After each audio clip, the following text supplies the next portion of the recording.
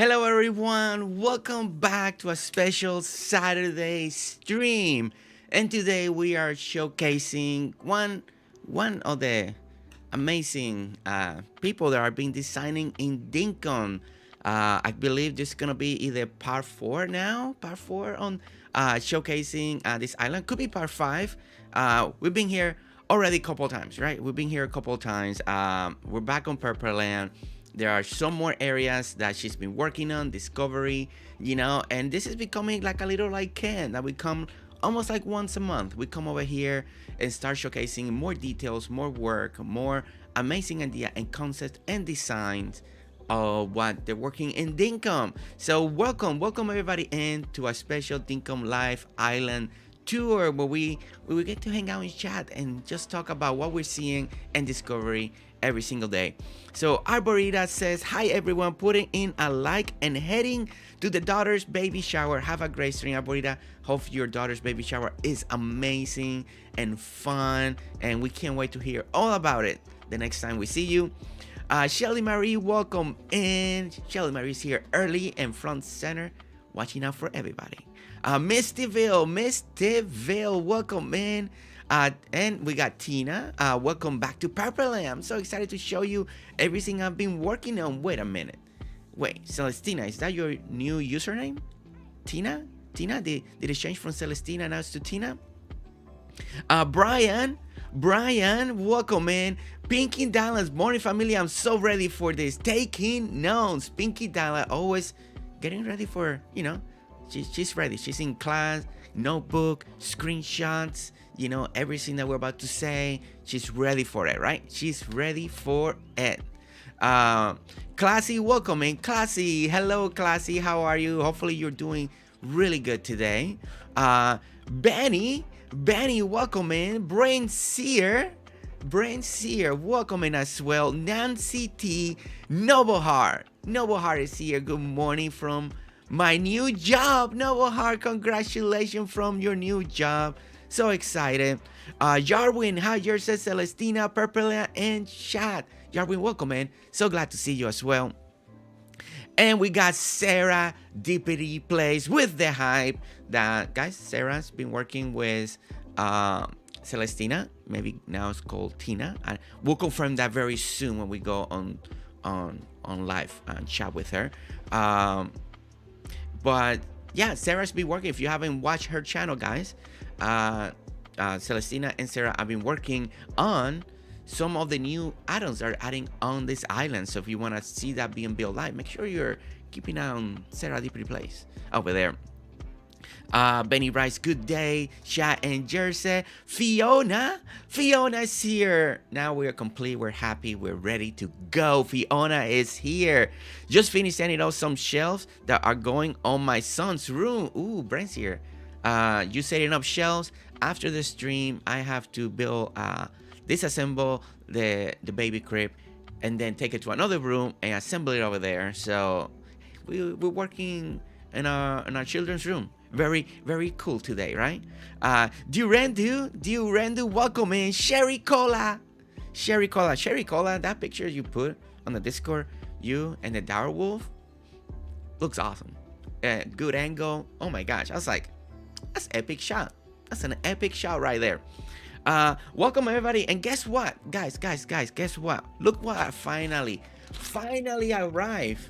Oh my gosh, it took forever. I feel like I was the last one to get, and I was one of the first one that put the order. I want to say I was one of the first one, but it's finally here. I'm gonna finally open it. I kind of wanted to do it on stream on a Dinkum. Finally got here. I was like, my goodness, look at that. Isn't that? It is so soft. My excuse was that I bought this for my daughter. But it's so nice. It's so good. Look at that. I'm so excited. I'm so finally, after so many people getting theirs, I was starting to get a little worried. It won't stay. It won't stay. I was starting to get a little worried. Like, man, where's mine? It keeps saying tracking, and it took forever, but finally got it. One more time. One more time. The little bleep exclusive Dinkum plush toy. So excited that it's here. It's it's supposed to be for my daughter, but shh, it's gonna stay in the office. She's too young. She's she can't appreciate it yet. So we finally got the bleep. So happy about that. It's so adorable, so cute. Minx, welcome in. Kalina, Naomi. Hi, Jersey and Shad. Not going to be able to chat much as you're on my second monitor while I play Power. No problem, Naomi. I'm just happy that you're here. Welcome all the grinding cereal I have been grinding away since you all left in December. Benny, I'm honored. Aww. And then we got Kalina is here. Minx is here now. Terry is here. Welcome in, Terry. Let's see. Bethany's here as well. Wow, we got the crew. We got the hardcore crew right here today. Love it. Love to see that. Kat with hi, first time here. Kat, welcome in. Kat, so happy. Welcome to the familia. So glad that you're here. So glad to see you too.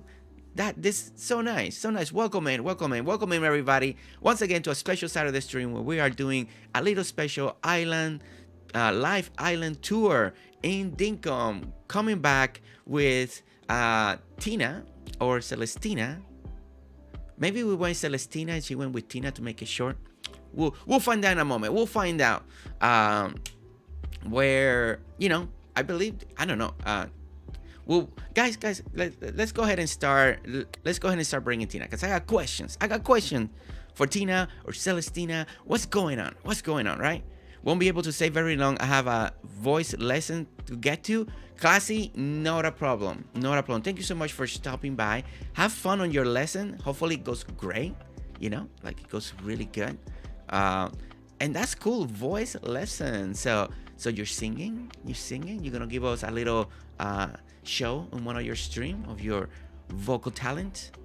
That'd be great to see your finished Christmas village. Her preferred name is Celestina. Okay, thank you, Novahar. Okay, Celestina. Okay, all right. So we keep going with Celestina. Okay, so all right, Celestina, say hi to Shad and Shad. Let's welcome in Celestina to the voice chat. Hi everyone, welcome back. I'm excited you guys are here. Like I said, I've been grinding away since last you saw me.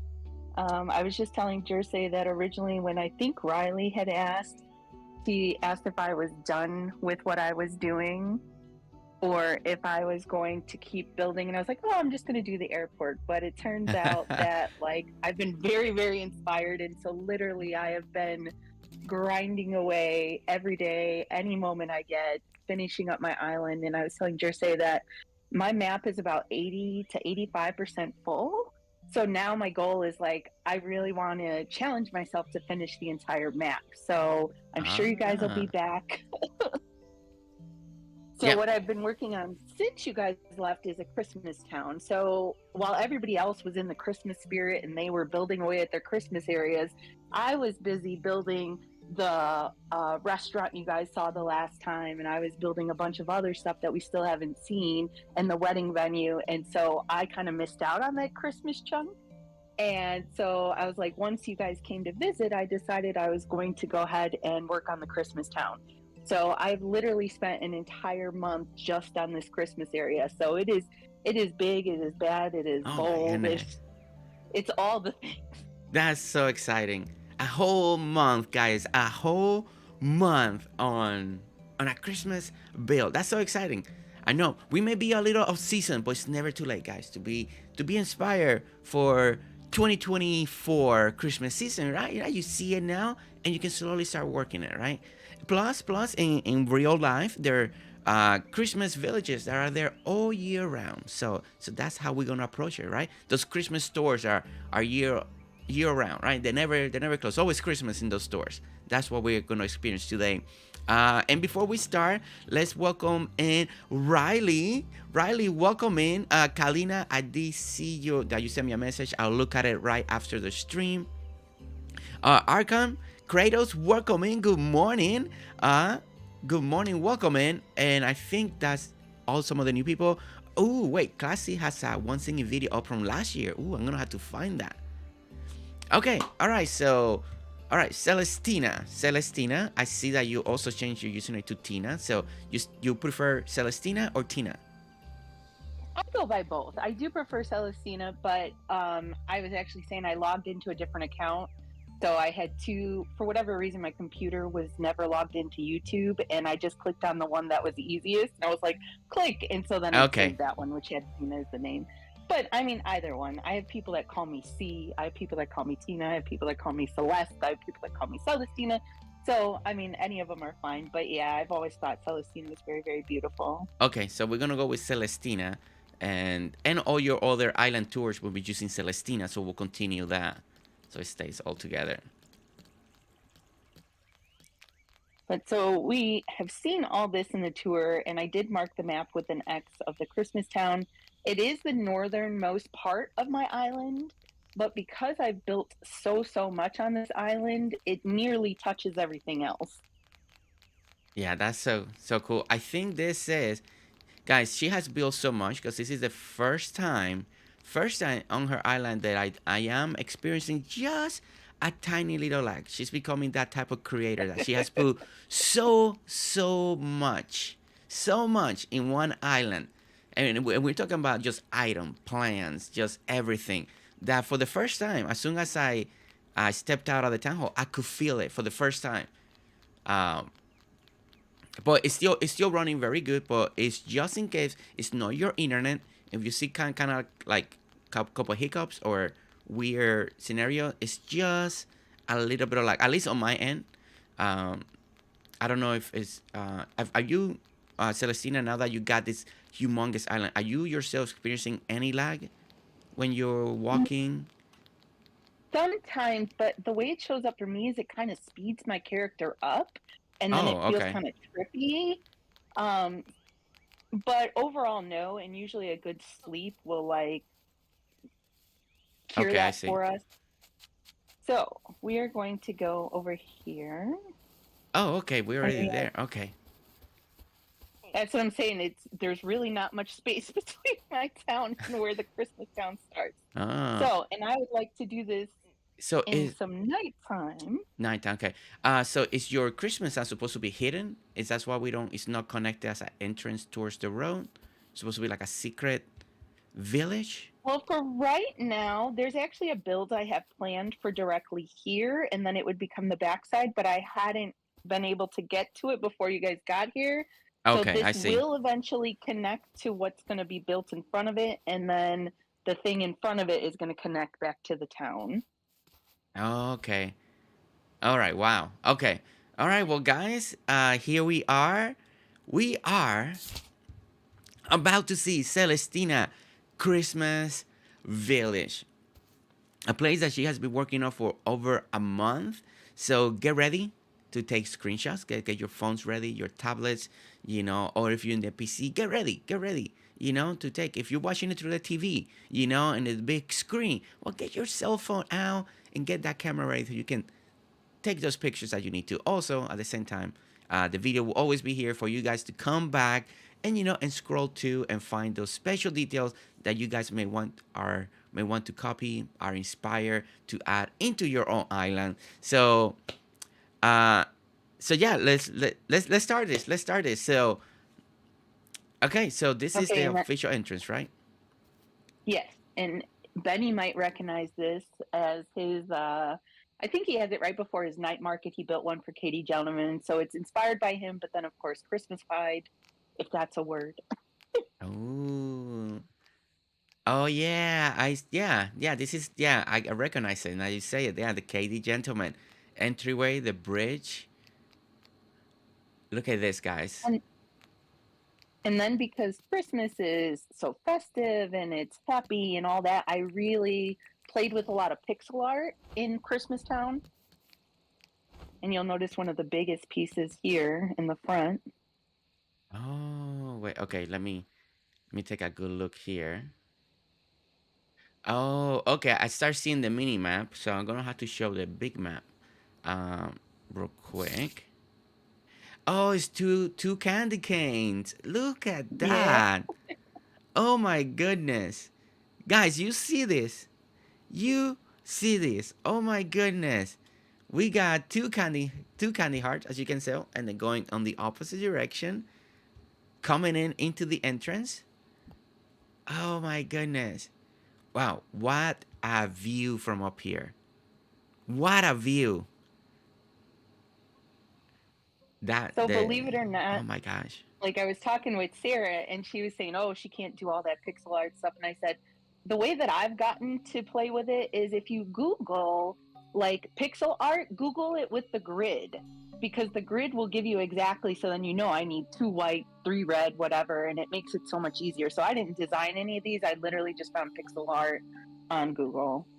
Yeah. Guys, look at that. We have like a snowy biome over there. Oops. Oh man, I fell down. Wait, sorry guys, I fell down. Let me get back over there again. I was spinning the camera around from up here, just to get the view and the layout. And guys, look at that. We have a snowy biome. How cool is that? I really like how like now we see it on Celestina's island. We see this on other islands already. People like doing that little snow imitation with the tiles, and look at how cool that looks. It looks really good at night too. It's a really great transition, you know, for what you're seeing right here. And then when you turn the camera on the other side, then you see like normal. So that's really, really, really great. Okay, so let's start from the beginning again. So we get the big bridge. I can't show you like we can't go back because we got this dirt wall, so we can't really get a good view, like step back just to see it in. But as you can tell, we start coming in through the bridge, and then we get this beautiful view of the Christmas tree, the big center. You got a nice open area. So this kind of makes a lot of sense because in a lot of areas when we go to activities like this, you got a big center area where a lot of people are on, right? They're walking and all that, deciding where they wanted to go. So you get this centerpiece right here, right? Wide open and just letting you know which side to go to. Look at all the Christmas tree decorated on the very top, all the presents around the corner. And the great thing about, guys, you gotta look at all the detail. It's not just like where they're at. Look at the big one in the corner over there. You got little ones. Everything is being filled up, every corner, but it's subtle. It's nice. We got some hedges on the bottom, just giving you that extra little green feel to it and taking away the little edges. Uh, and look at how beautiful it is. So well decorated. And I even made it so like if you turn around and look, the exit slash entrance is decorated as well. And you'll see for this town, fireplaces are a major theme because I love fireplaces, I love water, and so they've I made an like that. appearance throughout. I like that. Ranch, welcome in. Ranch, welcome in. Okay, all right, all right. So we're in the center. So which way to go first? So to start, the name of this is Christmas Town, and that's kind of a nod to Nightmare Before Christmas. And Jack Oh, Skellington, he's okay. like, Christmas Town. So, and I'm a huge Nightmare Before Christmas fan, so I named it Welcome to Christmas Town. And we're actually going to start the tour with like a little side story. So I Oh, know side everyone story. has Franklin painted as, the hermit, and he's so grumpy and he doesn't want to be near people, but he loves Christmas and he loves Saint Nick, and they're like besties. And Oh, so together, Nick and Franklin have decided that they want to bring penguins to Dinkum. So penguins to Dinkum. Franklin has been working on an experiment to bring penguins, and this is his first attempt. It didn't come out very well, but he tried. Oh, I see it now. Okay, okay. Yeah, okay. So there's the body. There's like the flippers on the side, and of course the max of the penguin. Oh my gosh. Yeah. So he's still trying, but this was his first attempt, and he's working very hard for Santa to try to get penguins to come to Dinkum. Oh my goodness. That's so cool. That's so cool. Oh my gosh. So now he's like our little mascot. He stands kind of at the gate and he watches as everybody comes in. Oh my god. Yeah, Franklin, you need to do a little more work on this design, Franklin. But but it's there. It's there. I love the pungi so much, says Jarwin. I know. What a cool idea. What a cool Well, idea. and it was funny because I was playing when I was starting to create this with like new ideas. I'm like, what hasn't somebody done? And I was like, why hasn't anyone done like a snowman or penguins or I was like, oh, this is why nobody's done it because it doesn't look great. But my fiance was like, you have to leave him. Now there's a story. So yeah, That's now he's part of the I build, even like though he's kind of like an off kind of looking creature. I love that the fiance really wanted him to keep him. That's so good. I like that.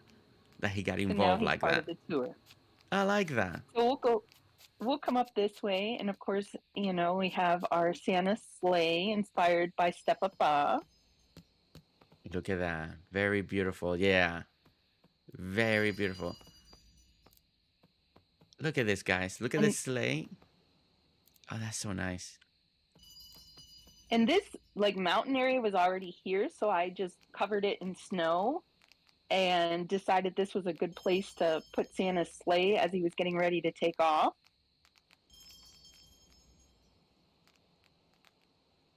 This is it's so well done. You did the recreation of it so good. Look at that. I like all the extra presents added on the top. I really like that a lot. We got the little dashboard. We got all the little reindeers. Look at that. Yep, and if you come all the way up, we have the North Pole. Oh, In that's case so anyone, good. That's so where, cool. in case anyone's wondering where it was, this is exactly where it This is. is We have exactly. the little the Uh, spotlights to show it off. I like that. I like that. Guys, and look at the snow, guys. Look at the mountain. So okay, so to clarify, you said that this mountain was just here. So you just literally just Yes, cover it with the different two tones of white, right? yes. Okay, so yeah, that's why it And looks with so this, natural.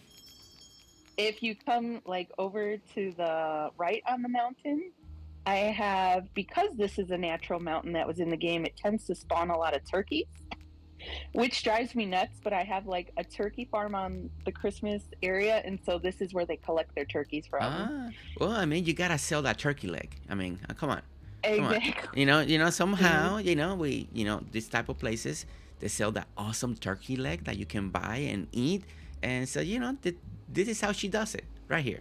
She collects the turkeys right here, and then we get turkey legs.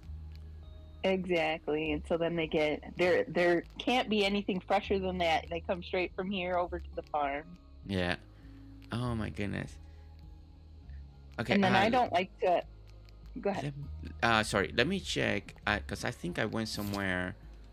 Let me lower. Okay, I think that's what it is. Let me lower my view distance. See if it helps the smooth things out.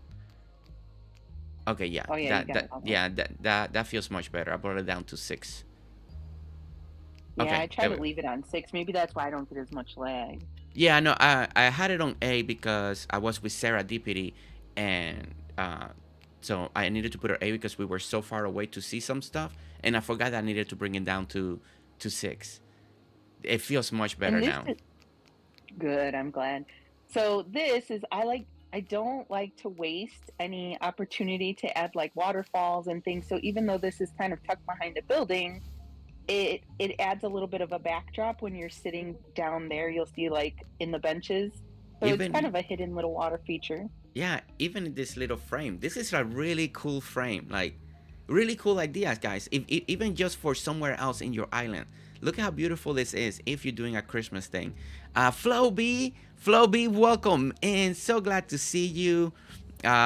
Welcome in. We're back with Celestina. On Celestina's island, we're looking at the Christmas town inspired. We saw the penguin.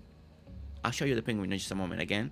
You gotta see the penguin, and it's the lore now. We all need a penguin. Just if I see a penguin, another Christmas island. I know you saw this video. So make sure you build that penguin, okay, guys? Make sure you build that.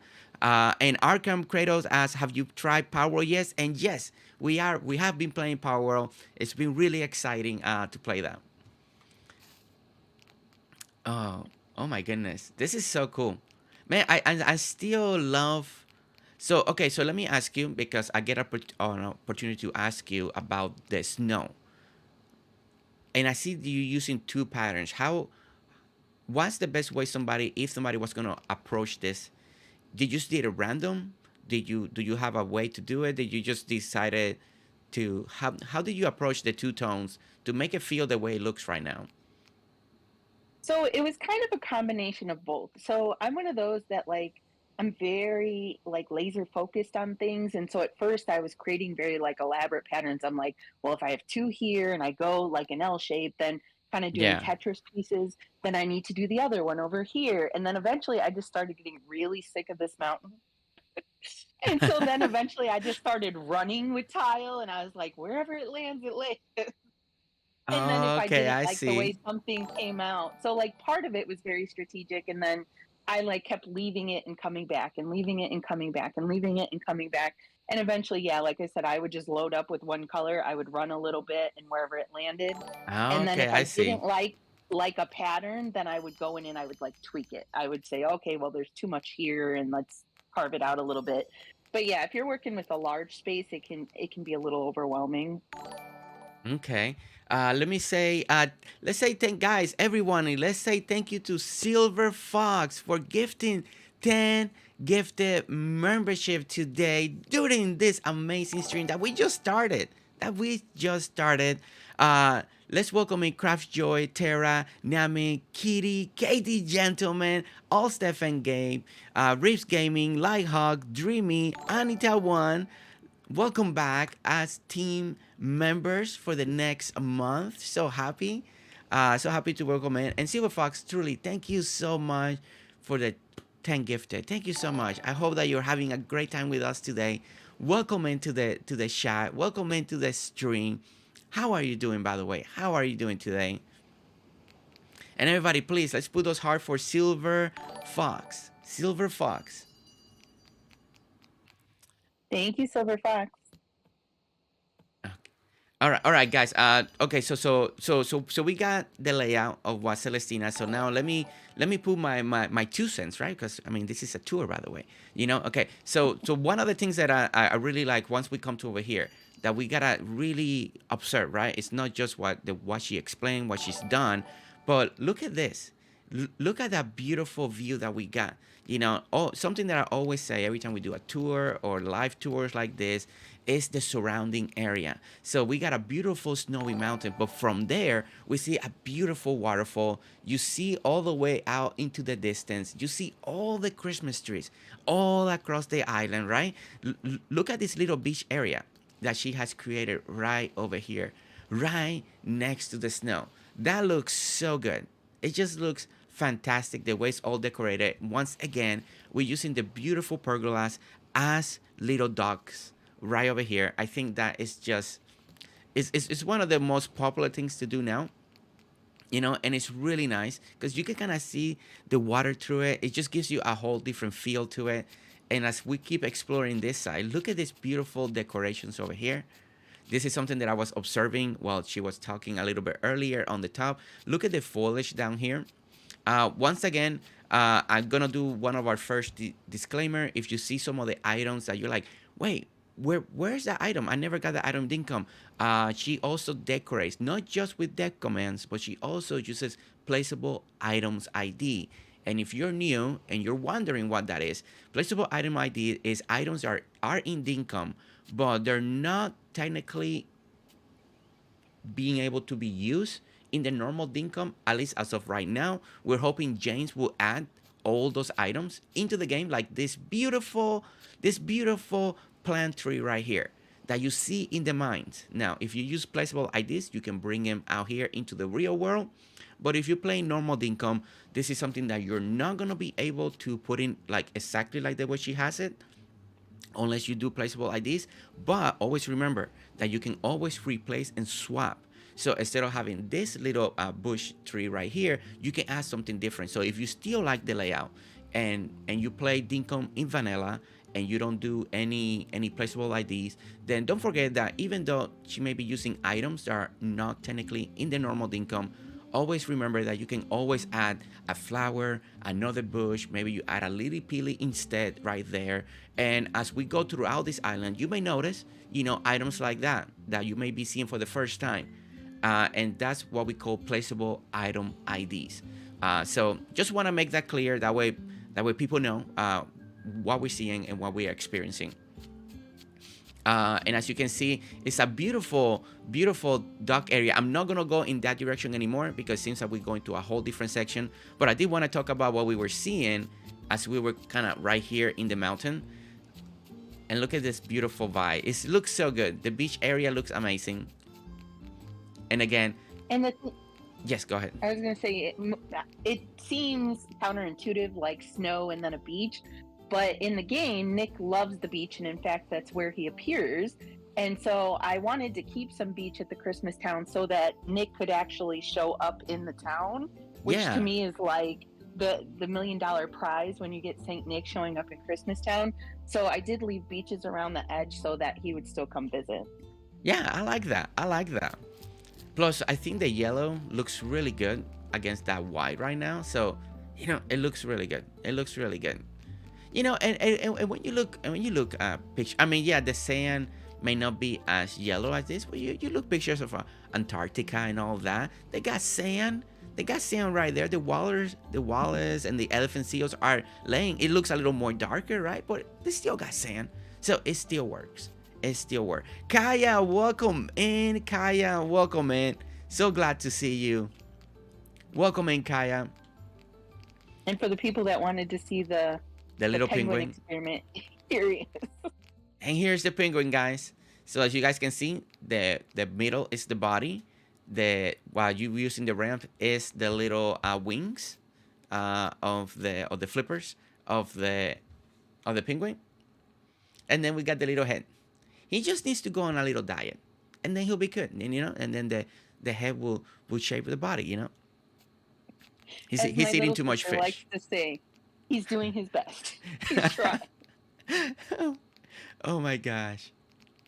So we're actually going to come across to the other side, which I call this Gingerbread Lane. Gingerbread Lane. And on the left, of course, we have our water feature because, it wouldn't be a part of my island without it. Without water features, yes. Look at how beautiful this is, guys. Take it in. Look at how nice this one is. Now, as a design, guys, this is and we all can do this. And look at how beautiful it is. It's the normal Dinkum fountain, right? That a lot of us do struggle placing this center, but in this particular build, the way she's using it, you don't have to worry about centering it to a building. So that's really great, right? So all you need to do is, as you can see, she made a beautiful border around it. We got all the water bends. It's elevated by one tile. She placed it on top. And look at the beautiful backdrop on the back. It's just a little waterfall cascading, going down. And again, keeping with the Christmas theme, so she's using red and green.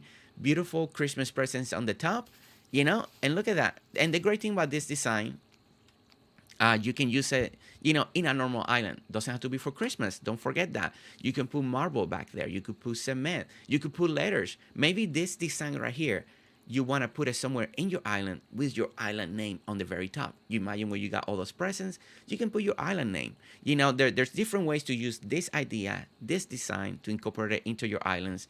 But as you can see, very beautiful design, nice and easy. And then you see the floor lights on, just illuminating the area. Floor lights have been one of the big game changing to illuminate Dinkum lately. It does so good. Celestina is back to work. Ho, ho, ho. There we go. It made me think of it while we were standing there. I was like, it would be funny to put ho, ho up there. There we go. Look at that. Look at that. See? Ideas, guys. It just keeps evolving, right? Right? So that's the concept. That's what I was kind of saying. You can always, when you see something that you like, you can always bring it to your island and then do tweaks on it, copy identically, or do other tweaks to it. And like, now we got ho ho ho, you know. Very nice. I like that. I like that a lot. Okay. So, and then this was the north tower on my island. It was naturally here, and I just enclosed it in. So no matter where you're at Oh. in the island, you can teleport here, and then the sign out here greets you with Christmas Town. Oh, that's so pretty. This actually came out really good. This actually came out so good. I like the enclosure. I really like those Christmas trees on the very top, just framing the tower. Really like that. The whole banner saying Christmas Town from both. We'll see it from the other side very soon, but even from this side. No, even though now Celestina that you didn't do an official entrance yet, this it could be a secret Santa's village town, and the only way to come in is to the teletower. You can make that part of your lore if you wanted to, and if you want to just keep the nature that you have in the front and all of that. That's pretty cool. I really like this. This looks really Exactly. nice. And look at how nice it's decorated, guys. Let me put it on build camera mode. Look at that. Nice and simple. And then what she did right here is she did a little platform, as you guys can see. A little platform going in. You go down one step, you land another platform, and you go in and out both direction. If you're coming in and you come out, then like she said, you're greeted with Christmas Town. Look at that. And then not just that, but then the view looks really nice. You get that little beautiful hallway look. You know, you got to Christmas Town and you start seeing Christmas trees right away. You see the pathing, the red and white pathing just come going down the lane. I mean, that's really nice. It's already framed for you. Look at this. And this idea is really good. If you even take this idea of incorporating one of the teletowers into part of your town, you know, look how beautiful entrance she made it. So frame it. Make sure that when people land there and they're walking out, that looks really good. Cause that looks really incredible. And then we come down, and like everything over here that she's done for Christmas is all about the Christmas tree, presents. As you can see, the flowers red, white, all over the place. And it looks really, really cool. I really love this And like, framing, guys. I really love the framing. It just from this side, from this direction, looking this way, it looks so nice. It looks so nice. It's almost you forget that there's a tele tower there. That's how good she make this feel. Crazy Gamer Dad, welcome in. Welcome in. How are you doing? That was a great design on the fly, Celestina.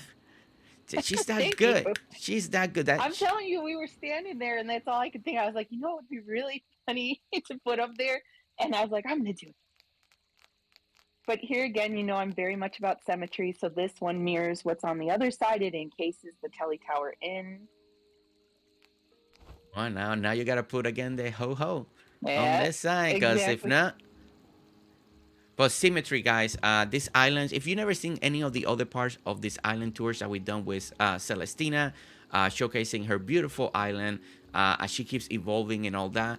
And there's a lot of symmetry involved. So once she does one side, usually there's and kind of you duplicate on the left, you duplicate on the right. No everything has to be about symmetry, but it's a specific way that she works on her island, and it's absolutely beautiful all the time. And okay. So over here at the end, I had a little space left, and I will tell you, Christmas Town is emphatically real tree, meaning they are pro real tree for your house. But they realize that some people have allergies and other reasons they can't. So we have an artificial tree store so that Oh. somebody can come purchase an artificial tree if they want to decorate their house and they can't use a real one. Well, if We Christmas current Town is about all the real trees, then why they're using them everywhere in their island? Oh my God, gosh, a little artificial Christmas tree store. That's clever. That's the first one that we see here in Dinkum. I haven't seen that type of store like that. This is really cool. Mini tree decor, 10% off. I love signs like this. I love the clever way people use the signs to write little stuff like that, like artificial tree, mini tree decor. It just gives you something. But look at this. Look how beautiful. I love And this you'll notice idea. some are buried and some are elevated, and it's supposed to represent like different size Christmas trees. So you could buy a real small Christmas tree, you could buy a super Oh, tall Christmas tree. So it's supposed to this is represent all the great. different sizes you can purchase. Oh my Since we gosh, only have one size tree. this is really good. This is really good. I love this idea. Sarah Deputy loves this idea. She loves it. Guys, so look at that. So that must be the same thing over here. So you got this size and you got ones that are taller. You know, some people like those 10, 12-footer Christmas tree to be in their home. If you got that high of a roof, then, I like that. I like that. That's so clever. So we got tall ones over here. We got different sizes over here. And everything is decorated again. It's a Christmas town. So you're going to see Christmas presents everywhere. Just So everywhere. this seating area is meant to be like so you can kind of test drive. You can sit on the couch, pretend you're at home, and see which one you really feel called to, and it helps make the selection. And you can Wow. say, "Ooh, I like that one over there." This is such a beautiful frame again. Guys, doesn't this relaxes you? If you're having a cold weather right now, look at this. We're here in front of a warm fire. Now this idea and the reason I'm leaving the angle on this here is for you guys to be inspired. Like this could be another type of build. Take out the Christmas tree. This could be a furniture store. You can do instead of Christmas tree, you can also do like any of the stuff that we got in plants in the pots. This could be a version for range, a little range store as a garden area because you already got the green furniture in here. So imagine swapping some of those items out, and you can incorporate this design and this idea for another type of build. And then something that we need to look at that I just realized, look at the top. So we got the fireplace, but look at the top. We got the campfires, creating the illusion that the fire from down there and the smoke is going all the way to the top. I always love seeing that illusion. It always makes it feel so much more real. Really nice touch. And those are details. Details that make just build go to the next level. Yeah, and we have the kitchen cabinets outlining, and I figured add a little green because I use the dressers, and I feel like it gives it something different. Because in Dinkum, since we don't have like the buildings, all the buildings start to look the same after a Yeah. while. So just giving it a little something extra at the top. Yeah, no, I love that border. I was just about to talk about that after I saw the campfire. Yeah, and the little kitchen cabinet. This is something that we've seen people use a lot more. The very first places I started to see in this being used was from Ken. So Ken has inspired me to use the cabinets either to create fake windows or scenarios like that. Me and Sarah ended up using in this on one of her museum builds that we just did to outline. And what Celestina just said is very true. Things like this give it that little extra touch that makes it different compared with all the building. Because the top finished the same. We don't have roofs in Dinkum if you want to have an opening like this. So this makes it feel like you got a border, a nice border to just give you that little extra gap in between. And with the different kitchen cabinets now that we have, you have a little options. So I love this idea. And then here's where Yeah, people get the real trees on this side. no, don't cut these down. These are people's property. But yes, we do have a real tree farm as well. Property. But so if we come, I want to say this is the first in Dinkum, but I might be wrong. But a Christmas Town coffee house inspired by none other than Miss Sarah Dippity herself and her friends. And so we brought a Christmas coffee house. Christmas coffee house where you can get your pepper mocha latte or peppermint coffee or anything, Yeah. or your hot chocolate with a little, little caffeine, your hot mocha over here. Welcome to Beans. I like the name. I like the name Beans. Very nice. That was named by one of her friends. I can't remember who she was working with, but yeah. And I almost did it an homage to her by writing fresh brewed jeans on there because that's what she was typing by accident. But I was like, people would only get it if they saw that stream. Oh my goodness. Guys, look at this. So the coffee franchise continues to live on in all the different islands. that we are going to lately, right? Coffee shop is a standard. It's an amazing build, an amazing idea to bring and to add another, shop to your islands. And look at this one. So this one's called Beams. We do have a side window. This is what I saw earlier, and I was curious to see to what it belonged to. So it belongs to the coffee shop. So you got a little side window, that you can make your order as well and keep going. Maybe you're on your way out, leaving, and you need a little peppermint mocha on your way out. So you come over here, you order it, you get it, and you continue to go. So let's look at this building, how it's done. So as you can see, we got the beautiful hedges on the outside, hiding. And this is something kind of really, I like this idea a lot. As you're using the hedges to hide part of the build, you can go either way. You don't have to have the edges. You can see the actual building. But adding this extra green, especially for the Christmas town, I think it was a really great idea. So as you can see, we got the hedges. We got, again, everything is decorated with all the white over here. We got the beautiful entryway. She's using the cobblestone to create all the fake doors. So it looks really nice. We got the nice border, the nice windows. We got the hardwood flower boxes to also cover part of the stone. So we can create a better illusion of the windows. So this is a really smart idea. And the height is actually perfect. So you see how we're hiding the stones from the front with the hardwood boxes, and then with the hibiscus, they make it right to the top that it really covers everything. So if you're trying just to create that window illusion and not to see the rest of the stall, then guys, take that idea because it looks really nice. It looks really nice. Let's go to the top. So we got some coffee bags up here for decorating. I like that. I like that little touch. That's a really nice detail. Let me eat real quick. Get some energy here. And we got the top of the building. Really nice. So this one is not as big as other coffee shops we've seen. It's just big enough to take care of everybody's coffee needs. It's just a place for coffee right away. Looks really nice. I really like it. So if you come through the little patio area, we have a seating area that extends from it. Look at that. Oh, nice. Oh, wow. Look at all this lot of seating, guys. Yeah, you can have your coffee and your treats. You can sit and read a book. Oh, my goodness. I love the pergolas. They look so good. Look at that. Just gives you that feel of the pergola. That's really good. Catnip, welcome in. Catnip, welcome in. Once again, guys, so beautiful. And I love that you can see through it. You can see, you're seeing the town all the way around you. So it doesn't matter where you're looking at. You're seeing the town, you're seeing behind it. So you see right here, and you get that beautiful backdrop. You see the big Christmas trees already in the background as well. They sometimes are choices, right? That what to make.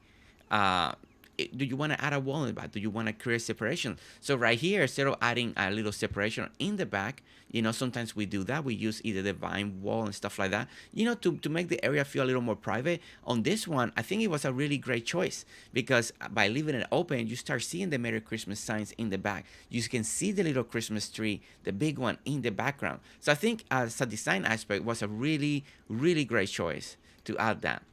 And as you can see, the outside of it, we got a beautiful outline that also complements the other area that we haven't been. So we don't want to look at that too much.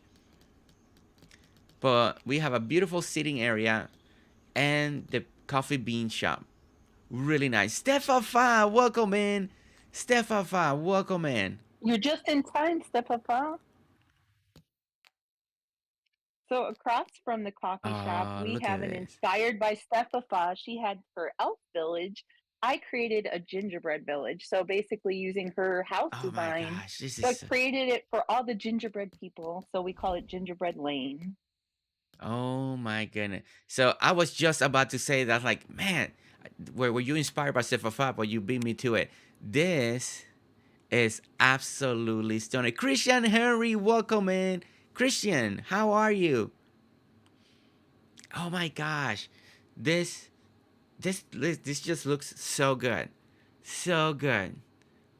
Oh my gosh. I remember the feeling when I saw Step of Five for the first time. I was so blown away by the concept. And now here it is. The inspiration came all the way now. And now it's on this island, in this Christmas town. This is so amazing. This turned out so good. Look at this beautiful view. Can we do Christmas all the times? I love it. Exactly. And that's the good part about building one of these areas on your island is anytime you're feeling in the mood, you can just go visit that part of your island. Yeah. So guys, so just to mention it one more time, this is a very great inspiration, inspired by our good friend Stefafa. So we also did a little tour of that Christmas village that she created over there. So if you want to see where the inspiration came from, make sure to see Stefafa's little Christmas island tour that we did for over there. But as you can see, this one is a little what do you say, Celestina? Gingerbread village? Gingerbread Lane. So this is where Gingerbread all the Lane. gingerbread people live. Looks amazing, right, Christian?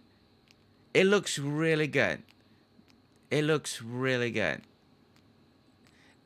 One of the So, and this best is why I things, said don't chop down the trees.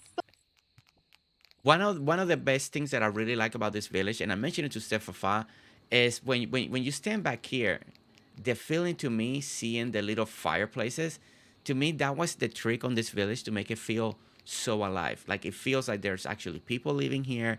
It gives it that movement. It feel that realistic. And that was my first experience with it with Stefafa, and I will say the same thing here. To me, seeing that little extra fireplaces, just glimmering and just showcasing uh, the smoke coming out, it really makes it feel like there's people here, instead of just, and it will look either way. If you're not a fan of having the campfire, on the top, because for some reason, it doesn't look good to you, doesn't makes it feel real, it will still look amazing even without it. But that little extra detail to me is what makes these villages really stand out. And I said that to Stefafa, and I will say right here on Gingerbread Lane, it looks, I really love the little fireplaces on the top. So one of the other things that you can see is the building, and the building goes, it's the same building, and it goes in a repetition. And one of the things that, if you notice, is using different doors. They change is the different furniture. So as you can see, they kind of alternate. And basically they alternate the little background behind also the doorway. So we got green, we got white, we got gingerbread, we got the black, we got gingerbread again, and gingerbread over here. And you just kind of alternate like that. So they, because houses, even if you have the same houses, if you go to a neighborhood and it's all the same style houses, either the doors are different, some of the paints are different. So taking that realistic approach of real life and bringing it to here into Dinkum, it makes it feel the same, because your eyes, even if you don't capture it, there is difference in between the building. If you look at that pillar over there, those are green, but these pillars are black, over here. And then very subtle, you got red flowers over here, but here they added the pedestal and they kept the red flower over here. So little details like this, when you're duplicating buildings to make a village, you can either make it as identical, because sometimes you get to neighborhoods like that, they're completely identical. But sometimes when you alternate little details like that, they come a long way. They come a long way, and it makes it feel like different people live here. There's different approach, different decoration. Now we have the beautiful centerpiece right over here. I really love this centerpiece. It's just a centerpiece of the centerpiece of the village, of the square, and I really like that. Very beautiful frame, very well done. You can sit, you can enjoy it. This is really good. I almost wish after seeing your snow, like maybe make some piles of snows in between the building. It almost feels like it needs snow. It almost needs a little bit of snow. Yeah, and I did try to sprinkle around, like, throughout the island, or this part of the island, different areas where we have ice and snow and things like that. So you're right, we should incorporate some. Yeah. After seeing the way you did it, I know it's sometimes the snow looks good in big squares, so I don't know how it will look, but I think we can make. You could probably I mean, you have to try it out, but I think we could make a good illusion of snow in between buildings, just like maybe this snow has melted away or slowly is melting. It's just halfway. I don't know. It's just an idea, but I can kind of see it. I can Christian see. Henry writes, half a year, time has flown by. Half a year of friendship, Christian Henry. So, so happy. So happy that you're here. All right, so what's next? All right, so now we're going to go over here, and again, I believe this to be a first. We have Christmas Shuffleboard. Christmas Shuffleboard. So I basically made this whole thing a whole Oh my shuffleboard, and goodness. usually you would have two ends. You would have one player shooting from one end and the other from the other. But because I was limited in space and basically you have to like do the numbers 1, 2, and 3, it would have taken up the whole board to do it from both directions. Yeah. So I made it that both players play from one side. You have a green player and a red player. Just say you can be the red player. I also made some pixel art of a Christmas tree on the board because, like I said, I feel like Christmas Town is fun and it needs a bunch of pixel art and things to kind of brighten it up and make it, truly shine and joyful. Yeah. And I gave red and green chests so that, like, if your pockets are full, which everybody's pockets are full, that you can unload your stuff Oh my and goodness. you can still play because you have to pick up like the little discs, so you can shoot them down and see what number you get. Ah, look at And that. the goal is to get as many points as possible. And of course, if you fall off the board, you lose those points.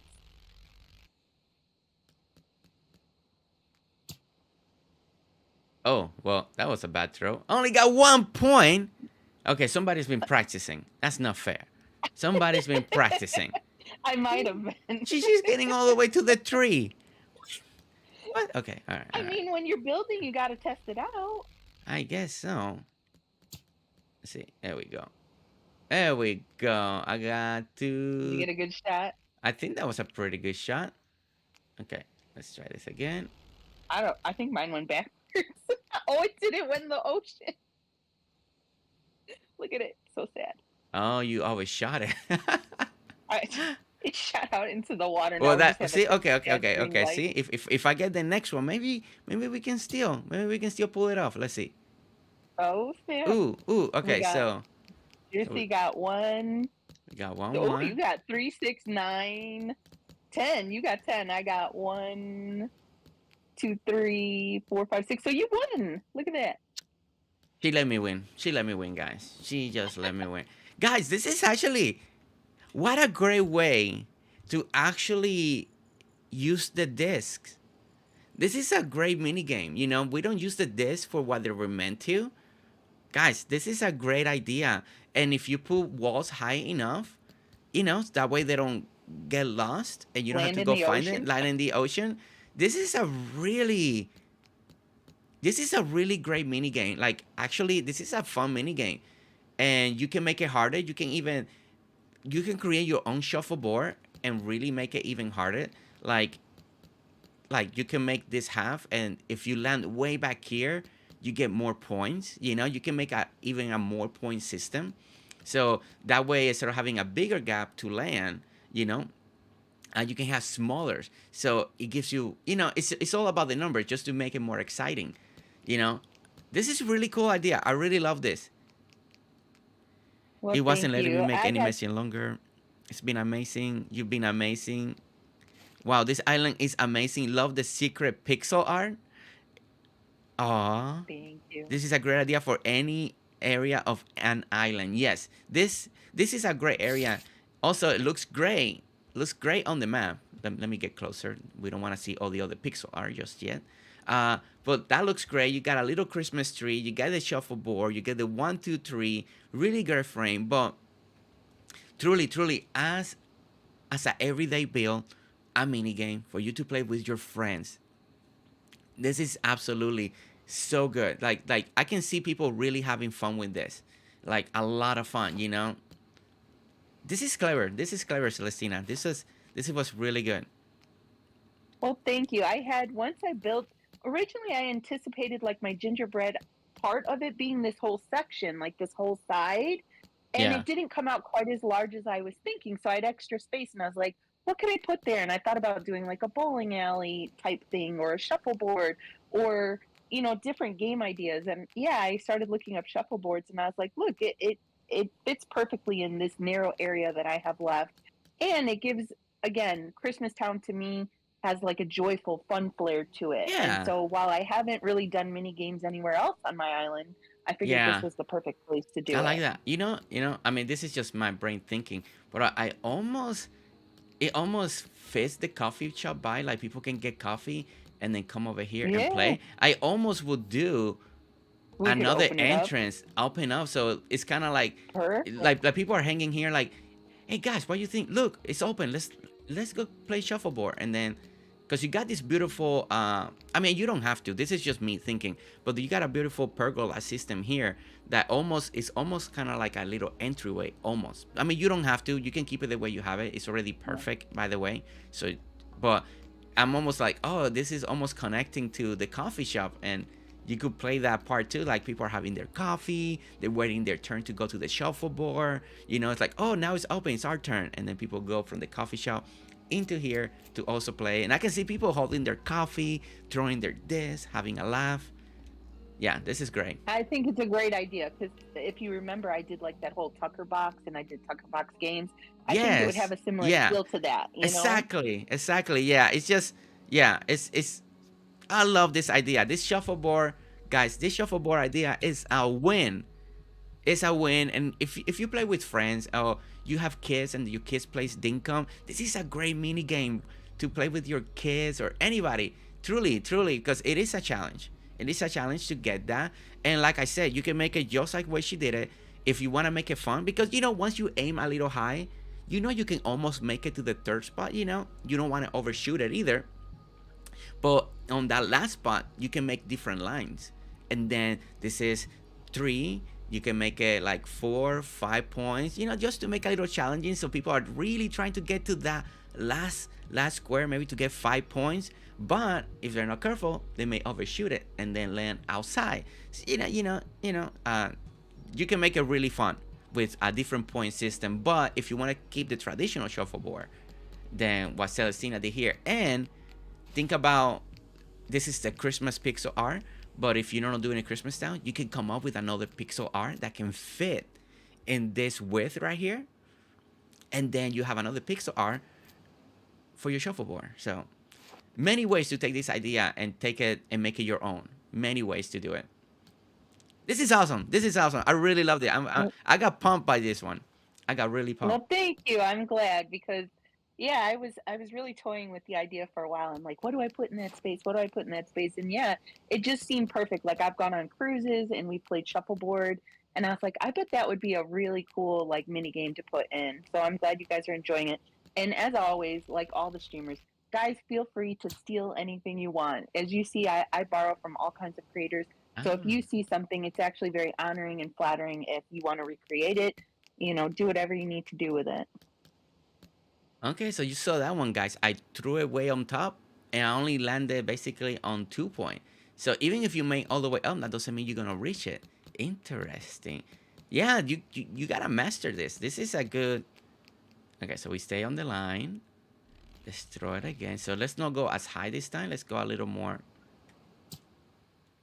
Ooh, no, that was even worse. Look, you I only got a got 1. 1 point.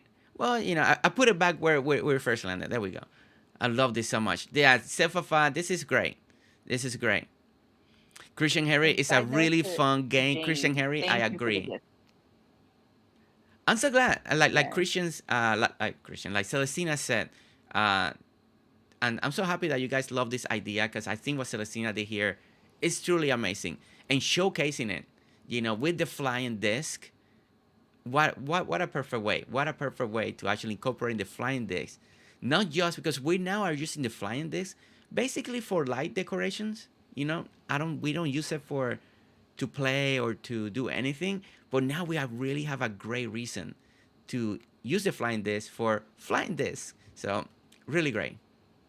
Exactly. I appreciate so much that James added them and that they have the little lights that come off of them because they're good for decoration. They're good to see them, or even like the one I accidentally threw in the ocean. At least now I know where it's at. Yes, exactly.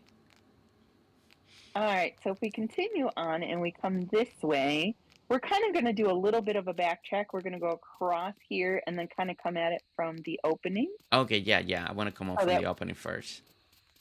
so this was from our main entrance and the pixel art, and you kind of take in the magnitude of the huge Stephafa tree that everyone now has. Thank you for that design, Stephafa. Oh my It's truly goodness. amazing. You know And what? then we have the mountain backdrop, and Yeah, the Sarah snowy Dibley, when she mountain. had come to visit, had given me the suggestion of doing the pine trees on the top, because when she came, I just kind of had the icy mountain, and girl, chef's kiss. It came out amazing. Yeah, the snowy mountain is amazing. It looks so good. The snowy mountain is amazing. And with the pine trees, yes, 100%. I completely agree with that. But what a view! What a view! The snowy mountain. Guys, the snowy mountain with the trees. So we saw the snow on this side, but look, as a design from far away, doesn't look so real. Like it looks so real. It's spectacular. What a great idea. What a great way to approach that. Look at that. And with the pine trees, and as you can see, for even from way back here, you can see that the snowy mountains, she's using ramps to give you that all those different edging effects. So it's not just all square. You got some size. So even using ramps to make that effect looks really good. But as you guys can see, we got the beautiful Christmas tree, like she mentioned, inspired by our amazing friend Stefafa, lighting up the area. Really beautiful. We got a beautiful red carpet over here. We got Santa's bag right over here. Look at all the wonderful Christmas. All the Christmas presents. You can see we got the beautiful festive fence that looks amazing. That dark brown. We need that fence, James, without the vine. That'd be awesome. That'd be amazing. Very You true. know. It looks good with the vine, James, but you got the model. We just take out the little vine or add a mossy vine. That'd be great too. Oh, Uh, look at that. really great, guys. And as you can see, beautiful decorated, all the Christmas trees all the way around to give you this big full effect of a giant Christmas tree that looks absolutely stunning. And then she wrapped it around with the edging on the outside. So she kept the outside with the grass, as you guys can see. We got a beautiful seating area. We got normal pine trees. And again, Christmas town, Christmas town. So it's going to have a lot of Christmas presents everywhere as decorations all the way around it. And then we get another beautiful. Look at this. Look at this composition. Look at that. Merry Christmas. Oh my gosh. Look at the clocks on the top. Look at all the lettering. I really like how she's using the little one of the houses. Just flip it around so you only have the backside, so you don't see the opening for the animals. So you see just the backside, but it gives it a nice frame. It gives this area a nice frame. Looks really good. Again, we got the flying disc on the top, giving you those red and green lights. Beautiful water fountain. And again, the snowy mountain looks so good. The snowy mountain looks so good.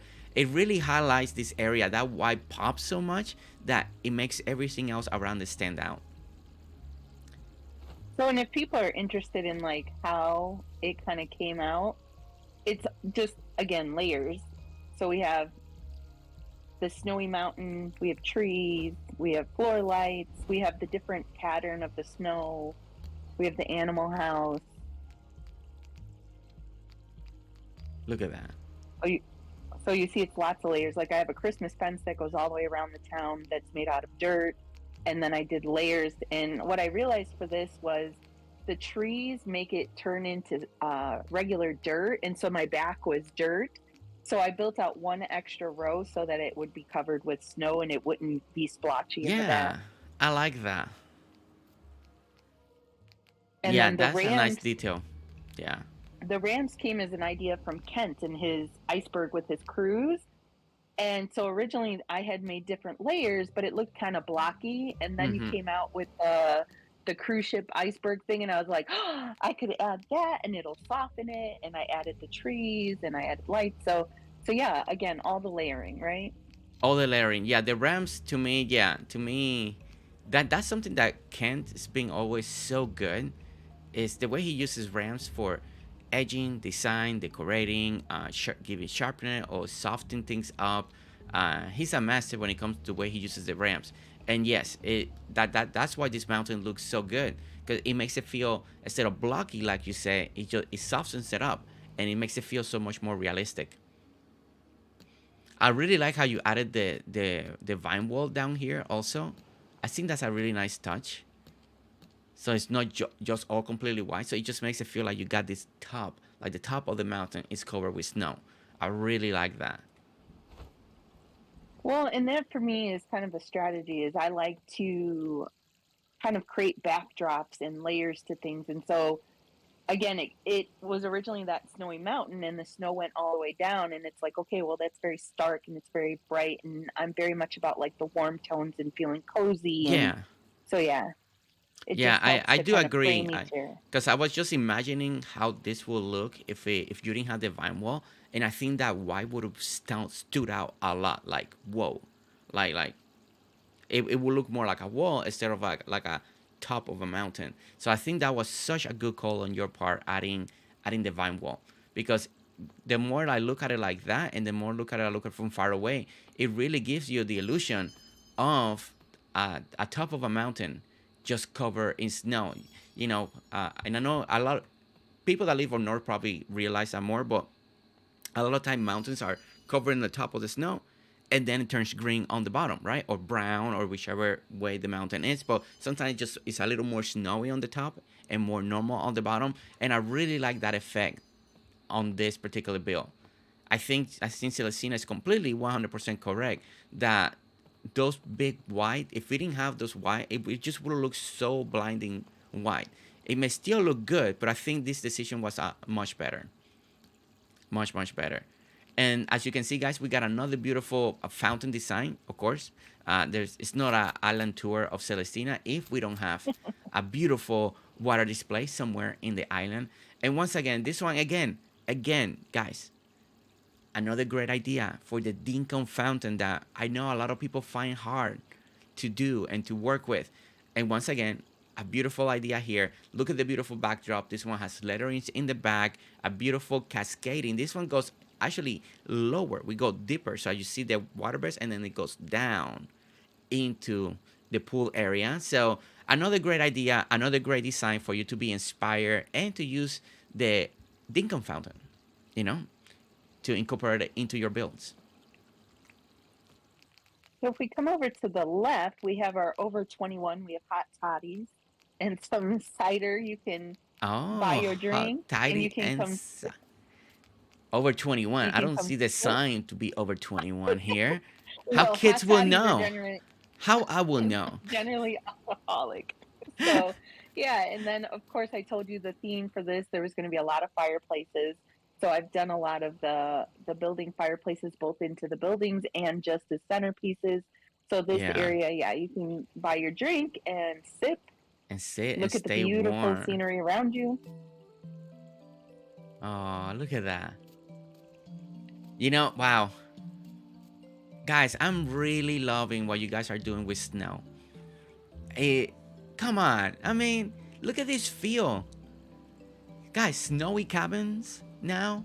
Who's gonna start building snowing area like the snowy mountain with the pines, building a cabin now in the woods, fireplaces. Like there's so many ideas that because of Celestina, now our minds are working overdrive, thinking of new ways to do this. And the snowy mountains, come on, snowy mountains. I just love the feel. Like what I feel, it really feels like we're up north, like it's cold season, cold weather, and it's all because of that snowy mountain. It really brings the feels to it. At least to me, just sitting here observing this, it just gives you those feels. And again, guys, look at the beautiful fireplace. Again, we got the Dinkum fireplace, and what she did that we've seen in many other islands is she built just, as you guys can see, it's only one square. She just elevates one side, puts a ramp on one side, matches the back, so it's 2 squares now. Bring it, and you can bring this however high you want the fireplace to be. You put 2 campfires on the very top, and again close it out again, and you get an outdoor, beautiful outdoor fireplace. That looks amazing. That looks amazing, stunning. And then, as you guys can see, we got a beautiful seating area. I really like how she's doing the little the big present boxes right behind the chairs. I think that's a really nice touch. It just, again, it's Christmas town, right? You cannot overdo the Christmas, and you need to do all these presents to give it that Christmas town feel. And then let's truly look at a Christmas town if it looks like Christmas vomited it all over it, right? yeah. So guys, look at this. This is gorgeous. It is gorgeous. It is gorgeous. Yeah, I really love the concept, and to me right now it's just that snowy mountain, just with the pine trees, just it takes it over the top. All right, so let me open here, because in the mini map, if you're seeing, we got stockings. We got beautiful stocking as a little pixel art right over here. So we got the candy canes when we came in, right over here. So you see the candy canes, and then inside here we got 2 stockings.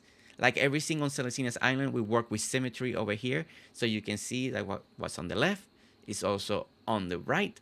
And I'm pretty sure that what we just see over here on the other side is going to be another beautiful seating area with a fireplace. And we'll see what is that seating area about. But as you guys can see, it's all about symmetry, but it looks absolutely stunning. Exactly. So again, I played with a lot of pixel art in the Christmas town. So we have the stockings, we have the candy cane, we have some more pixel art. Now on the left we had the over 21, the hot toddies. This is the kids side. So we have hot cocoa and we have eggnog. This is where I belong. Yay! This is my area right here. Hot cocoa, a little eggnog. Boosie and Sarah Deepity, you guys sit on that side over there. This is my side. Okay? Okay? Yeah. Okay, Sarah? Oh my gosh. I'm gonna get in trouble with Sarah now. Guys, So, yeah. yeah. So again, guys, it's the idea, if you work with symmetry, you go one side, you go to the other side. And it's a great way to also approach your island, so you don't have to worry about keep going with different, like, oh, I need a whole different concept, right? Working with symmetry has a lot of benefits, because once you do something on one side, then all you need to duplicate on the other side, and then you get bigger builds, and then all you do, what she did here, you change the theme. So you got the adult side over there, and you got the kid sides on this side, and it's the approach, it's the story that you're telling with it. Wait, you don't want to be friends, Jersey? No, I'm just saying, that's the adult side over there, your little adult drinks, and I'm over here with the kids hanging out, I just want a hot cocoa. See, so Susan, welcome in. So on this side we have the Christmas room, on the other side we had the boom box. The boom box, yes. Set the mood, and we're hoity-toity on the other side, and here it's toys and hot cocoa and that kind of thing. Yeah, and we got little books going on. I love this. This is such a great concept, and you decorated it so well. Everything looks so good. So good, guys, right? So good. And of course we have a matching stocking on this side, so this outer side mirrors the other side. Look at that, guys. Look at the beautiful stocking in the floor. And once again, guys, you can see it beautifully on the mini map, but if you open the map, then you see it right over here as well. Really nice. Susan, how are you? Welcome in. How are you doing today? Susan, we are on Celestina's Island. We are doing her Christmas town. She spent a month working on this, many hours during that month, created this beautiful Christmas town that we're seeing right now. And some of the big highlights so far for me, the shuffleboard, because it's a great mini game. But also, and when we talk about design, Susan, this snowy mountain, right now is what's stealing the show for me. Like, look at this. Look at that snowy mountain back there. When you first come in and you realize that that's supposed to be a snowy mountain, it's just stunning.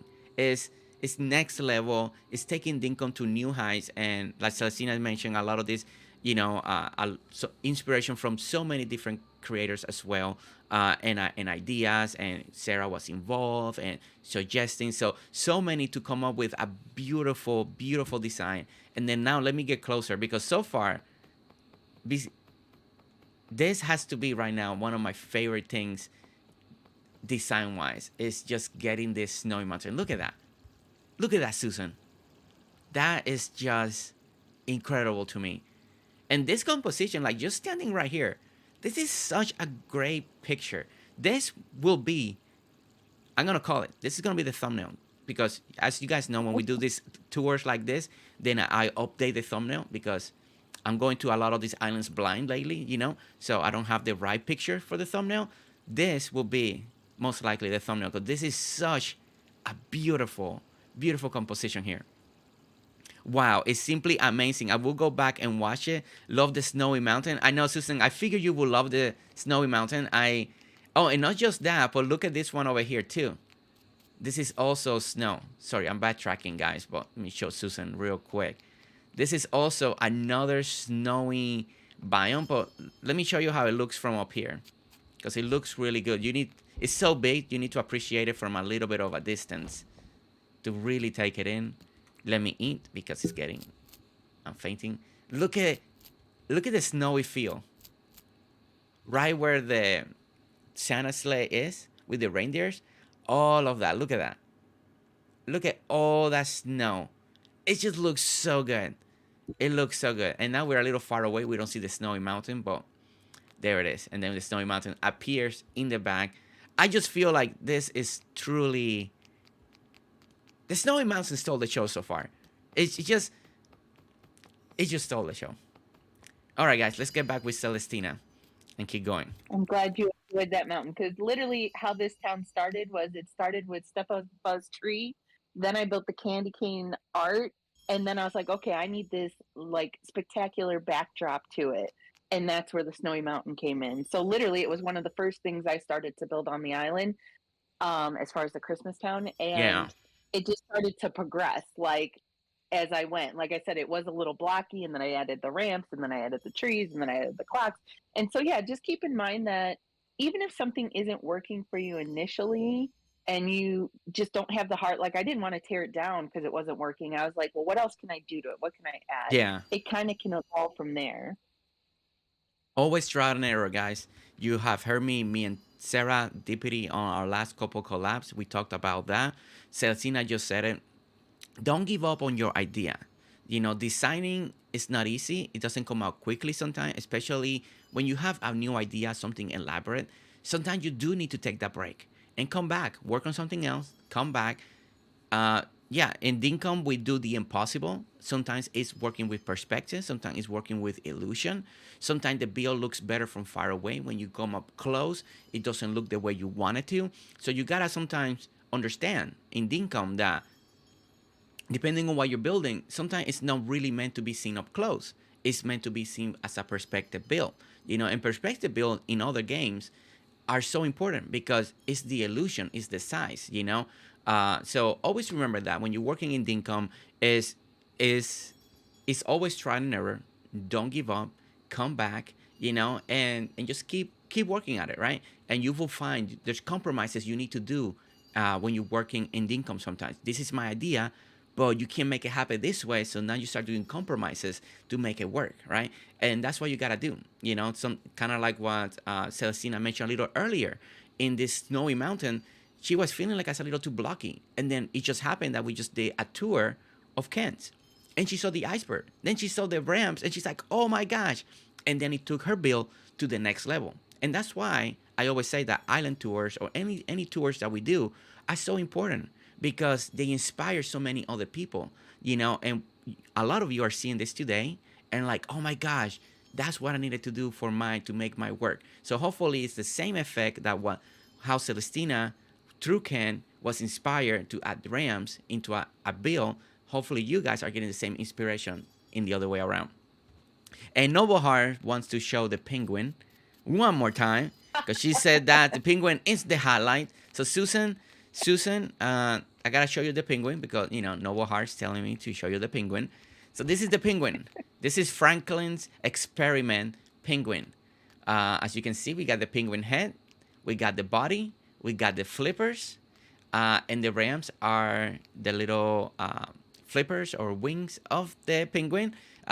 Franklin still has a lot of work to do, right? Just a lot of work to do, but it's the first attempt. So James, you get the hint, right? Penguins for Dinkum.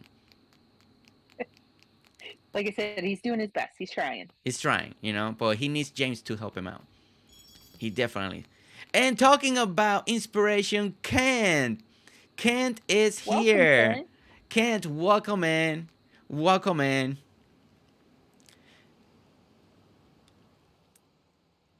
Oh, I mean, that's awesome. Okay, all right. So let's keep going with Celestina. Where's next? All right. So if we come over to the right, it opens up into our skate pond. And we can rent our skates. Look at this. We can sit down and relax, or we could put our skates on. We could chill and watch our friends. Oh my goodness. I love how you use the little, the Christmas scarecrows as people are doing the ice skating. That's a really, really nice touch. It really makes it feel like people are actually using it. So I really like that touch. Skating rink hours. Look at that. We even got a schedule, guys. Skating rink hours, 10 a.m. to 10 p.m. Very nice. What a These beautiful guys got skating a little rink. less Look than at 2 that. hours. Oh my So, goodness. and I like if you like use your glider to come up here, you get a great view from the mountain. From the mountain, yes. Kind of looking down on it. Oh, and you yeah. get a little bit of Oop. the Christmas town. Oops, sorry. I hope I didn't push you. No, I just I did a misstep. I thought I had more space.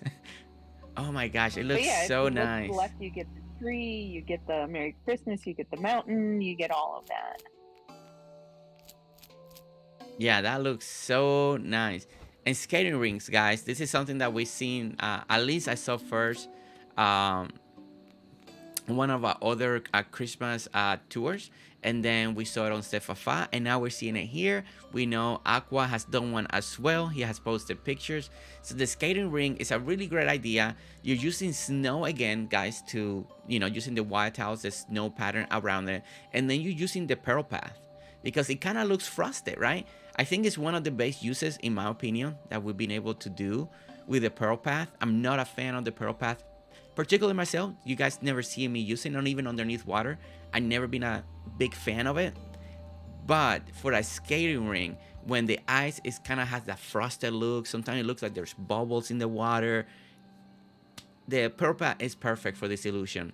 And I think it's just perfect. And I love it. Every single time I see it, I think it's perfect for this build. And I love it. I love it so much. Celestina, attention to detail is so amazing. Yes, Susan. Yeah, attention to detail. That's what Celestina is all about. Yes, they call us OCD and they call us type A personalities, but yes, I'm very like perfectionistic in life. Like I want things to be a certain way and very linear and very, you know, structured. So yes, I pay a lot of attention, and my fiance, since I've been working on this, he's like, man, the grind is real. He's like, I can't imagine putting that many hours into a game straight, because literally I will pay from the time that I wake up to the time we go to bed or till the time we have dinner when I have a free day. So, and I've been doing that pretty much as often as I can since the last you came to visit. Yeah. Another thing that we want to talk about, guys, is the layering right here with the lines. As you guys can see, she's using the all new fairy lights, and then she putting the vine wall behind it. So it's creating this beautiful, beautiful curtains of lights, but with a little bit greenery in the background. So she did that on this side as well. and she did it on the backside. It looks so good. And it's something that I done in a few builds myself. It's such a great way to use the vine wall, but adding the lights in front of it, then the vine wall doesn't look like a vine wall anymore from far away. It just creates this beautiful wall of light, and I really like it, and it really fits this atmosphere here. Once again, we're using the all the hedges. We had the hedge arch over here, just beautiful greenery. And the great thing about the Christmas town is the more green you have, it just looks so good, and you need that green. So the more green you're using, the more hedges, all this red, all the white is really making the build feel more Christmassy. So I really like that, and adding all these extra big patches of white now. So we see it on the Christmas ring, we saw it on the mountain over here, we see it on the snowy mountain with the Christmas tree. It really gives you that whole Christmas vibe, and it's just on point, on point. And the attention to detail, like you guys have been noticing, is good because I mean, if we talk about every single detail that she's doing, we'll still be in the beginning of the video. I try to do it as quick as I can, and you guys see me keep walking around because there's so much. Just the placement of the trash can, the way she placed all the floor lights, guys, is so subtle. Have you noticed that? Have you noticed how subtle is her placement on the floor light? They're not like on the open. It's not like they're well hidden. They're in corners. This is kind of how I like to approach my floor lights. Is kind of like in the corners, the well hidden, the well illuminated. Is it's all those little details like that makes this island feel like, wow, it's so perfect, it's so well organized, or like you guys keep saying, it's detail, it's it's the placements of everything. It's so well thought out. The spacing in between this, the space, even though there's a lot going on, you still have space, you can still walk around. Like, look at just this little area. This is a perfect example of detail. That we're walking an island, and we can just talk about this section here for a couple minutes, because it's just the way she's aligning these two gifts right here. Instead of just being straight, she's going a little curve, so it's kind of curving in, giving this red and white scenario here. We got the beautiful pine tree just like that.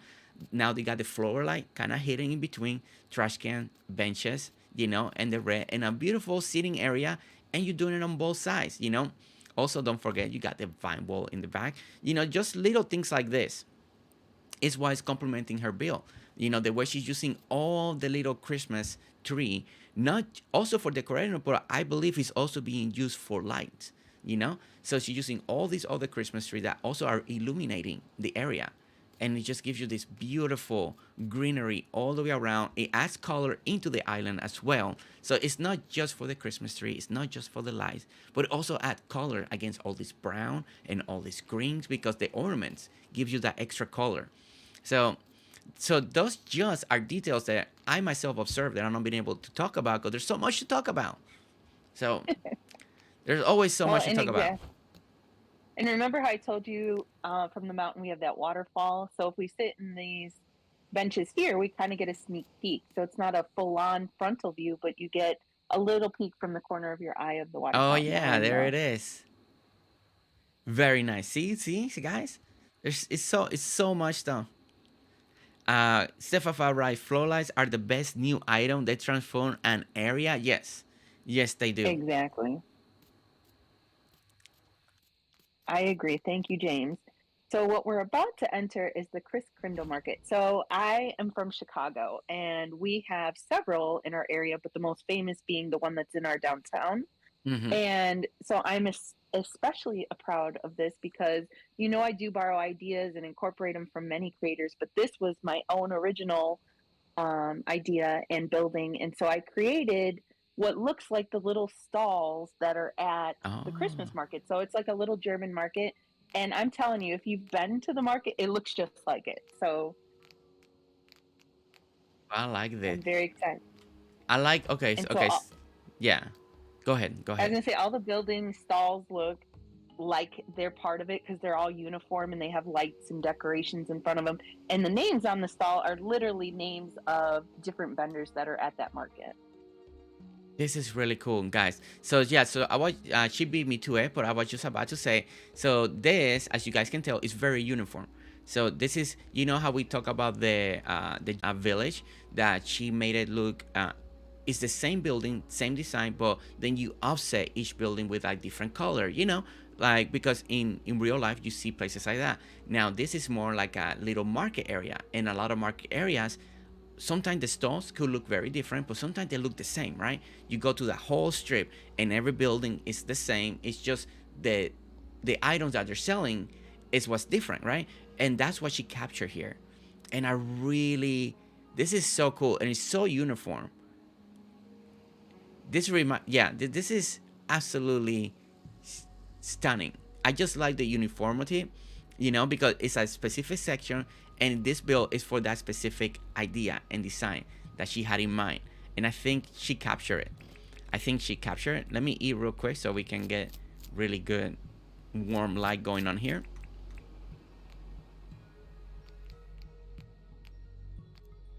So yeah, and like I said, all the stall names are named after actual vendors that are there, and I tried the best I could with the items we were given to actually put items themed to what those particular vendors would be selling. Yeah, look at that. Ornament. So we got wildlife ornaments, we got dragons and fairy tale, alpine heritage, and then if you look on the other side again, Bavarian tradition, French beach black forest clock, gift and candle palace. Oh, and she put the candles there. That's so clever. That's so clever. And Pook.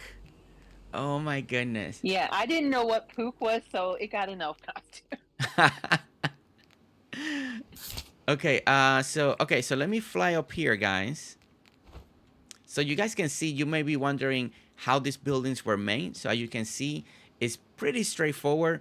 You bring up the dirt print and you bring it to the height that you want the building to be. So for the looks of it, she's matching the height that the ramps are just above the sign right here. You see it? So if you put the sign, dirt print, and give it a test, so, and if you look at the back, it gives you a good idea how the building is.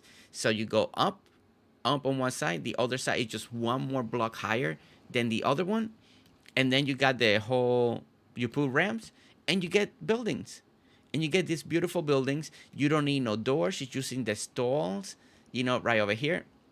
Sorry, I'm trying to get a good angle. So you don't have to worry about making a fake door or nothing like that. It's very straightforward, very uniform, and it just works beautifully, and simple. So a lot of you guys can add this just like that. Exactly. And this is kind of a centerpiece walkway. And behind it, we have a Step Up Thought and Fire inspired ice cream shop. I like the centerpiece. It's so nice. I like that. It's so simple, but it's so nice because it goes with the Christmas theme, and just having the little Christmas table decorating with all the presents. I really like the centerpiece a lot.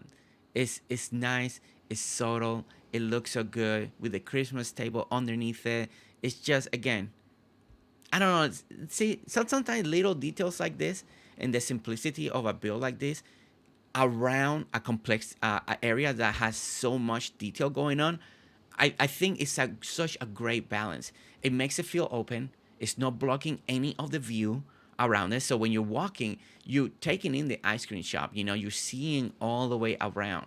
You see in the back, like, you know, we could have gone a little more complicated here, do a big center people. I think the way she kept it low, simple, open, is really great because it keeps you going the view distance to the side, or now if you're walking, you get a beautiful view of the ice cream shop. So yeah, I don't know, it's just something about it I really enjoy, and I think it's just so perfect for this particular area. I think she did amazing when it came to this little centerpiece. It's perfect. And then we got the ice cream shop inspired by the one and only Stefafa. Oh my goodness. That looks so good. You did so good. Oh my gosh. Look, we got a seating area. And you can never say no to ice cream. Doesn't matter what temperature it is, guys, right? We always eat Exactly. ice cream. We always Exactly. eat ice cream. It's -12 outside. You see an ice cream store. You're like, oh, I want some ice cream. You know? Exactly. So Oh and you my. see there's extra seating on the side, and unlike Stephapa's, like I think hers turned into like a wilderness sort of thing in the back.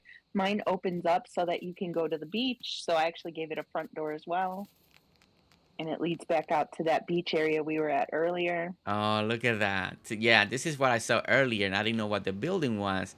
Okay. All right. You see that? You see how clever that is? One way to go in and out, from and back.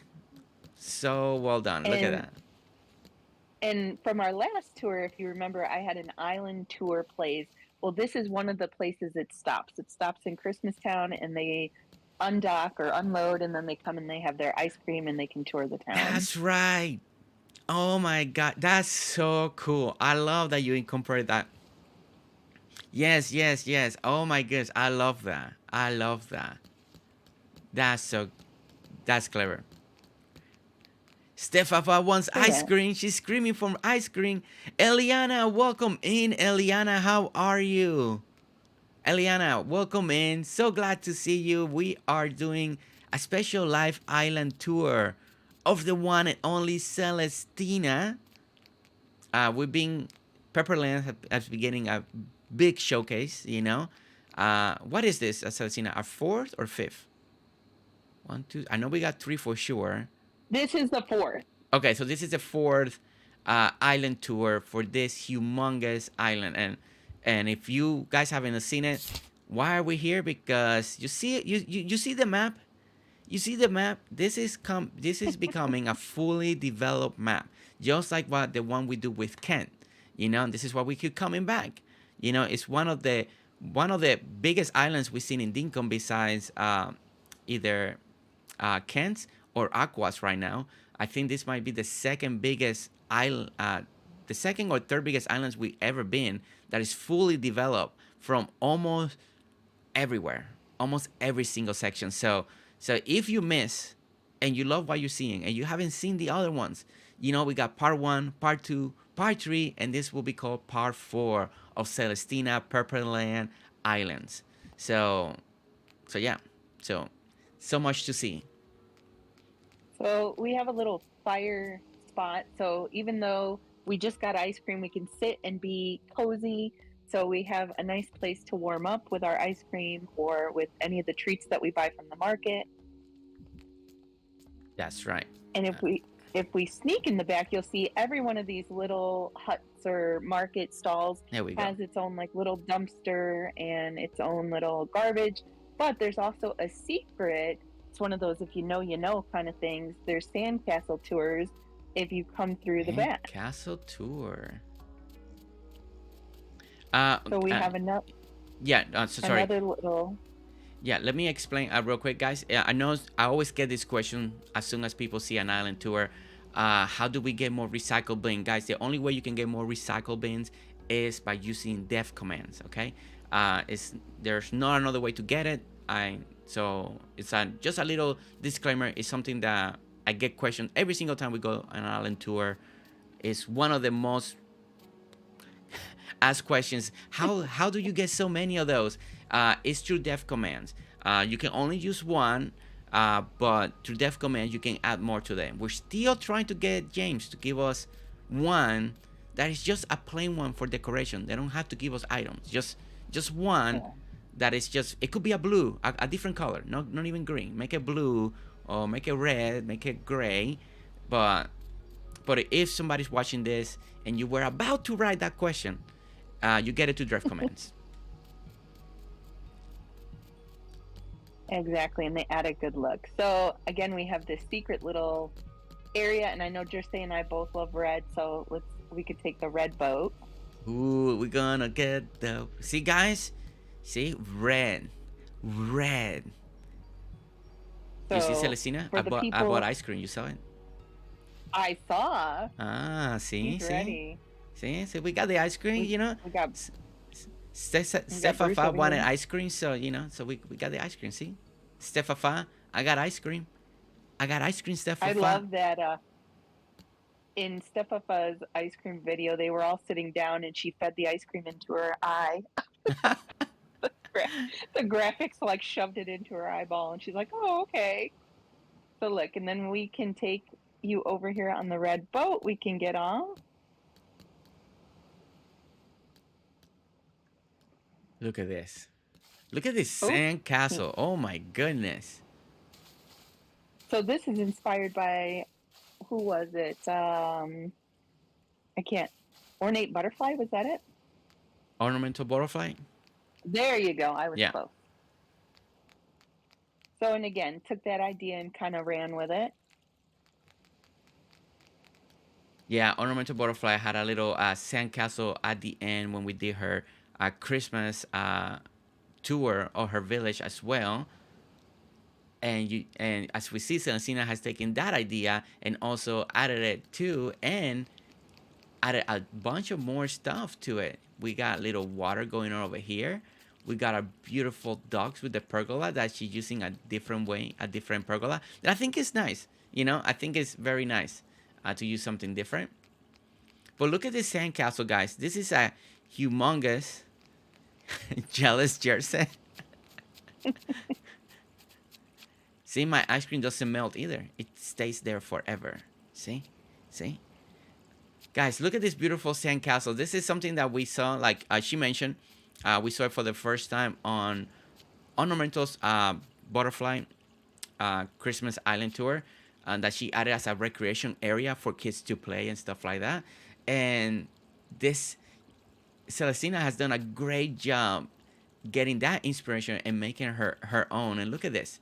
So you get this slanted effect by using ramps, so don't forget that.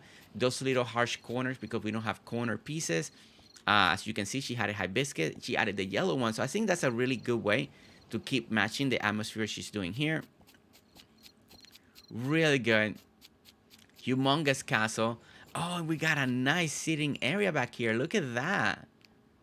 And look at this walkway. And With the trees and hanging over the walkway. Really love this. This is some these trees have brought a new way to do walkways on our Dinkum builds. You know, they feel a little more full. They hang on the bottom, and if you they just look so nice. Like, just walking underneath them is really, really nice. yeah, You, it's a fun little excursion from the Christmas town. You can come back here, get your tour. You can sit and have a drink, look at the ocean, yeah, and let the kids play. let the kids play, and then you can head back to the mainland. And I like that if you're at the top of the tower or the sandcastle, you get a really great view looking back at the Christmas town. And again, it's that attention to detail, right? I wanted to make sure it looked good from the outside, the inside, every direction. Yeah. Let me get up here. Da, da, da. And look at that, guys. Now we are on distance 6, so let me change it just for a moment. Now, if we run it on 8, we were facing a lot of lag. Once we brought down the distance, the chunk view distance, as you see, it started running a lot smoother. We were having that issue. But just for aesthetic, I want to flip the camera around. This is just kind of how you reset a little bit of the camera to see if we can see a little bit more of the distance. And as you can see, we can see a little bit more now, a little more in the distance. So there we go. So now you can see a little bit more, lights, a little more of the building, and it looks really nice even from far away. And there's the snowy mountain over there looking nice. Oh, Sarah Dippy, this is the first sandcastle you've seen? Well, Sarah Dippy, I know now you're gonna build one, right? I know. Sarah Dippy's like, ooh, sandcastle idea. I'm gonna build one now too. That's what Sarah's gonna do. Yeah, the very first sandcastle idea of this that I saw in this scale, this big one, was through Ornamental Butterfly. With we saw that at the end of her Christmas Island tour that we did, and now this is the second one, and I believe this one is even bigger than what we saw Ornamental Butterfly do. And it's really nice. It's a really cool concept. It's just a kind of a little playground. That's the idea. A little playground for kids where they're stopping in and just gonna have some fun. All right, so let me change the settings and put it back to 6 because I already can feel the lag just by being on 8. Oh yeah, she a biggin, this island. And I'm pretty sure, guys, you see her that she's floating and flying.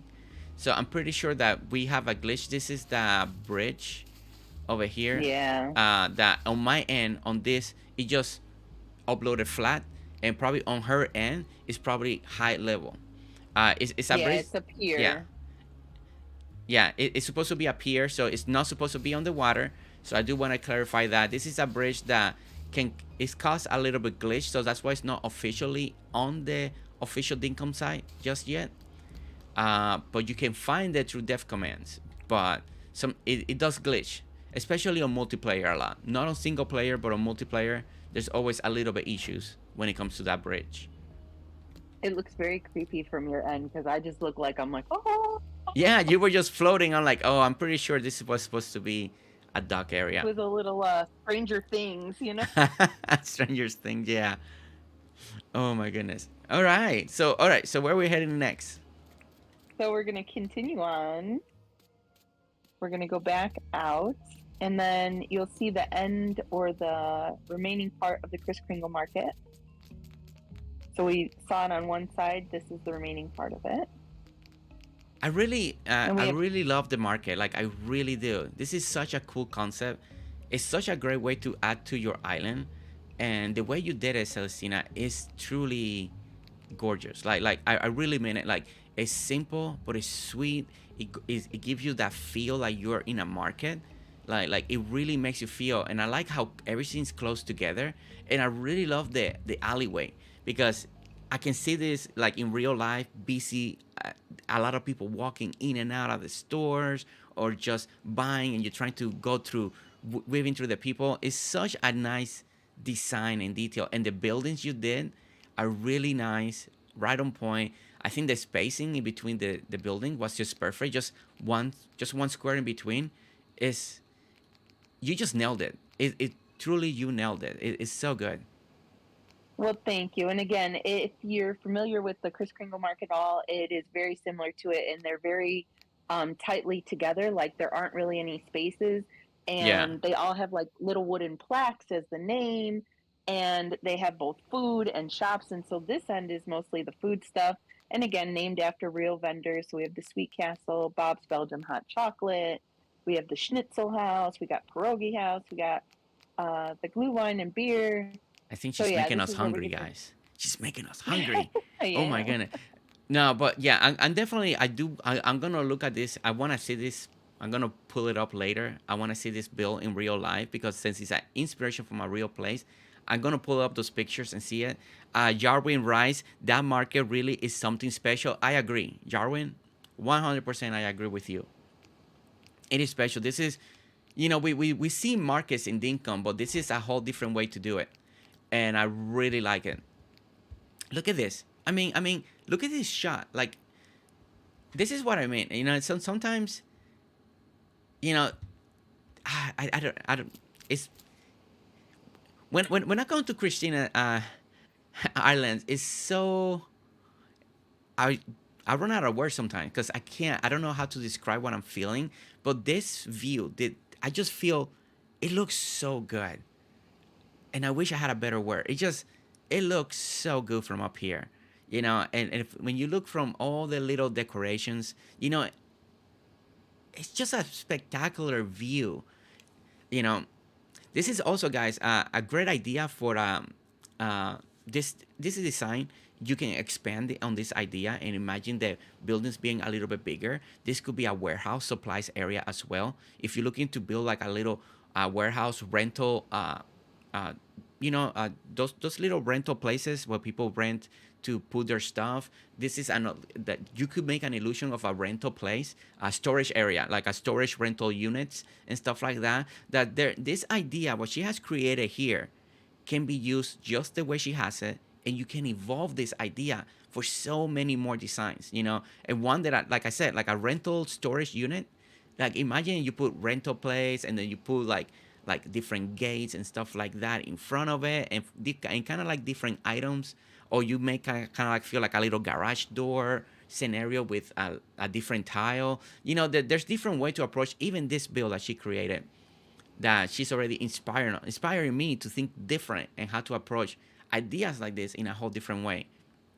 And that's what Celetina does to us all the time. Every time we come, we're just amazed.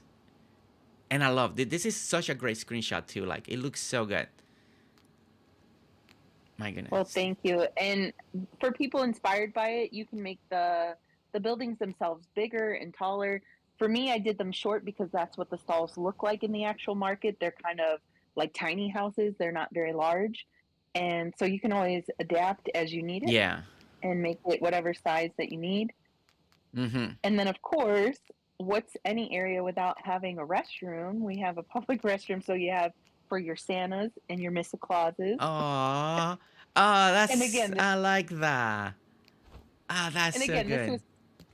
this was inspired from Serendipity and her build on Reeps' Island at his outdoor movie theater, the Drive-In. Yeah.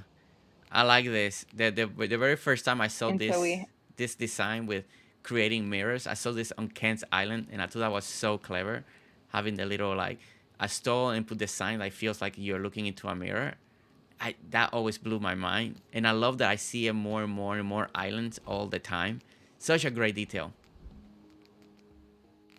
so yeah, we have, and of course, you get your view in the back of, the sandcastle we just came from. You see all the lights and the mountains and everything, so you always have a good view. Yeah. I really, yeah, And and I like that you use just normal plain white tile. Again, it matches the aesthetic of your town here, so it's white, so it's gray, but it also makes it feel like a little public restroom area. So it works both ways so well. exactly. And if we come down this walkway over to the right, we have our turkey farm. There So this is we where you can pick your go. own turkey. And this is where, remember, they were getting captured and brought to you from the mountain. And again, I believe There this you was go. Ornamental's idea. And then, of course, just built upon with my own flair. Look at that design, guys. Look at the design of the little turkey ranch area, the little building. I really like the what she did over here. You got an in and an out, and the turkeys are using it. Oh my gosh, that's so good. Oh, that's so fun to watch. Look how they're going in, and then the other one's coming out. Look at the other side. Look at that. He got scared. He got scared. He knows I like turkey legs, so he's like, wait a minute, yours is there. We can't go out there. That is, I love this, and we're gonna get closer so you guys can see how it was built. But it looks like it's nice and simple. Again, but look how beautiful it is. So okay, so she made a little edging, as you guys can see, against using the ramps to give you that little extra, like it's just shaping it up a little bit higher. So we do have the ramps, and then you edge it out again, right over here, and then you just put the houses inside. Again, she's using ramps right over here to go into the top, or you can do steps like this, so they can walk and go into the stuff. Now, these are the turkeys. They're not gonna actually go inside the places here, but this design, if you don't want to use the turkeys, and you bring your normal chickens, the chickens will eventually go inside the houses in the coops and will look so good. Now, the concept of having a Exactly. turkey farm, I really love, because I'm a big when I've been to theme parks and stuff like that, or fairs like this. I'm the type of guy that you see walking around with a turkey leg on the hand, just eating it. And I love that we have the turkey farm here, because I can see a place here selling turkey legs. So yeah, this is so good. This is so You good. didn't hear him say that. You didn't hear me say what? The You turkey didn't leg? hear him say that he likes turkey legs. I love the turkey He legs. said, "You're all very beautiful." But then right across the You will street look or all across the little, delicious. That's what they look like. All yeah, delicious. Okay. Okay.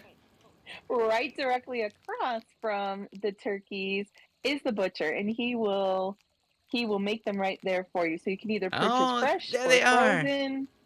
I want a fresh turkey leg to go, please. And there you go. And so this is the butcher. He has the counter to do his chopping. He's got a sink to wash his hands. If you go in his coolers, he's got the raw turkey legs ready to serve up. He's got cooked chicken legs or turkey legs. Look at that. That's what we're talking about. See? See? Oh, there it is. So, All nice and cooked. so he can Oh my goodness. serve it up for you. I love that. I love that. What And I love the building what I think Yes, go ahead. Yeah, I was going to say what I think is funny is sometimes turkeys naturally spawn and they wander around and they wander into the butcher, and I'm like, if they only knew, if they only knew. If they only knew. Oh my goodness. Okay, so we just went around it. It's a nice little building, guys. Very simple, as you guys can see. She edged out the top of the building just to give it a little extra design. So as you can see, we have the brick flower boxes just to give it a little different edging on top of the building. I really like that when some people go out of their way, and since we're doing an open concept building, and when people just add something on the top, not everyone needs it, but if you have a lot of buildings in your island, so it's nice to do a little bit of edging work, right? And I really like what she's done here. Some people do it with the brick, some people do it with the hardwood boxes, some people do it with the palm wood. We saw it a little bit earlier. She did it with some of the kitchen cabinets.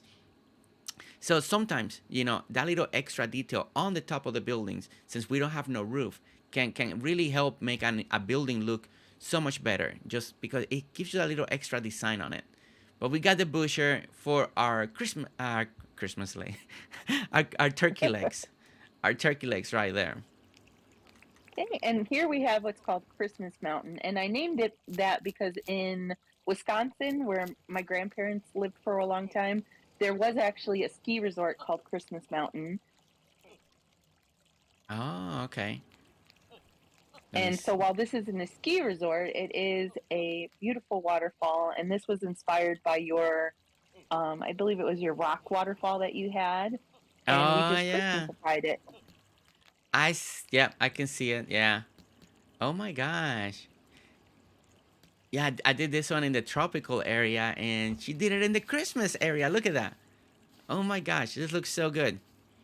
And you put the bridge on the front, and yeah, look at that. Let me frame this.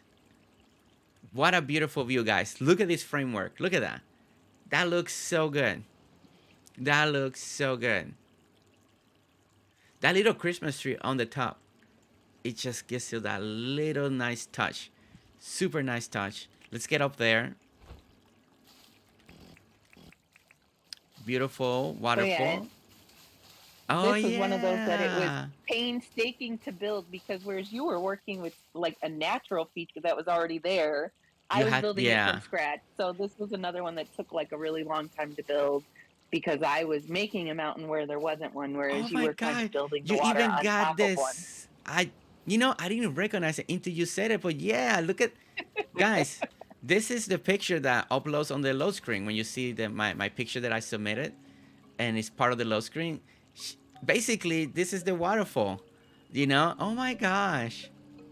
It looks, oh my gosh, you just brought a smile. Oh my goodness. What an honor. Look at that. That looks so good. Okay. I'm blushing now. I'm blushing. Okay.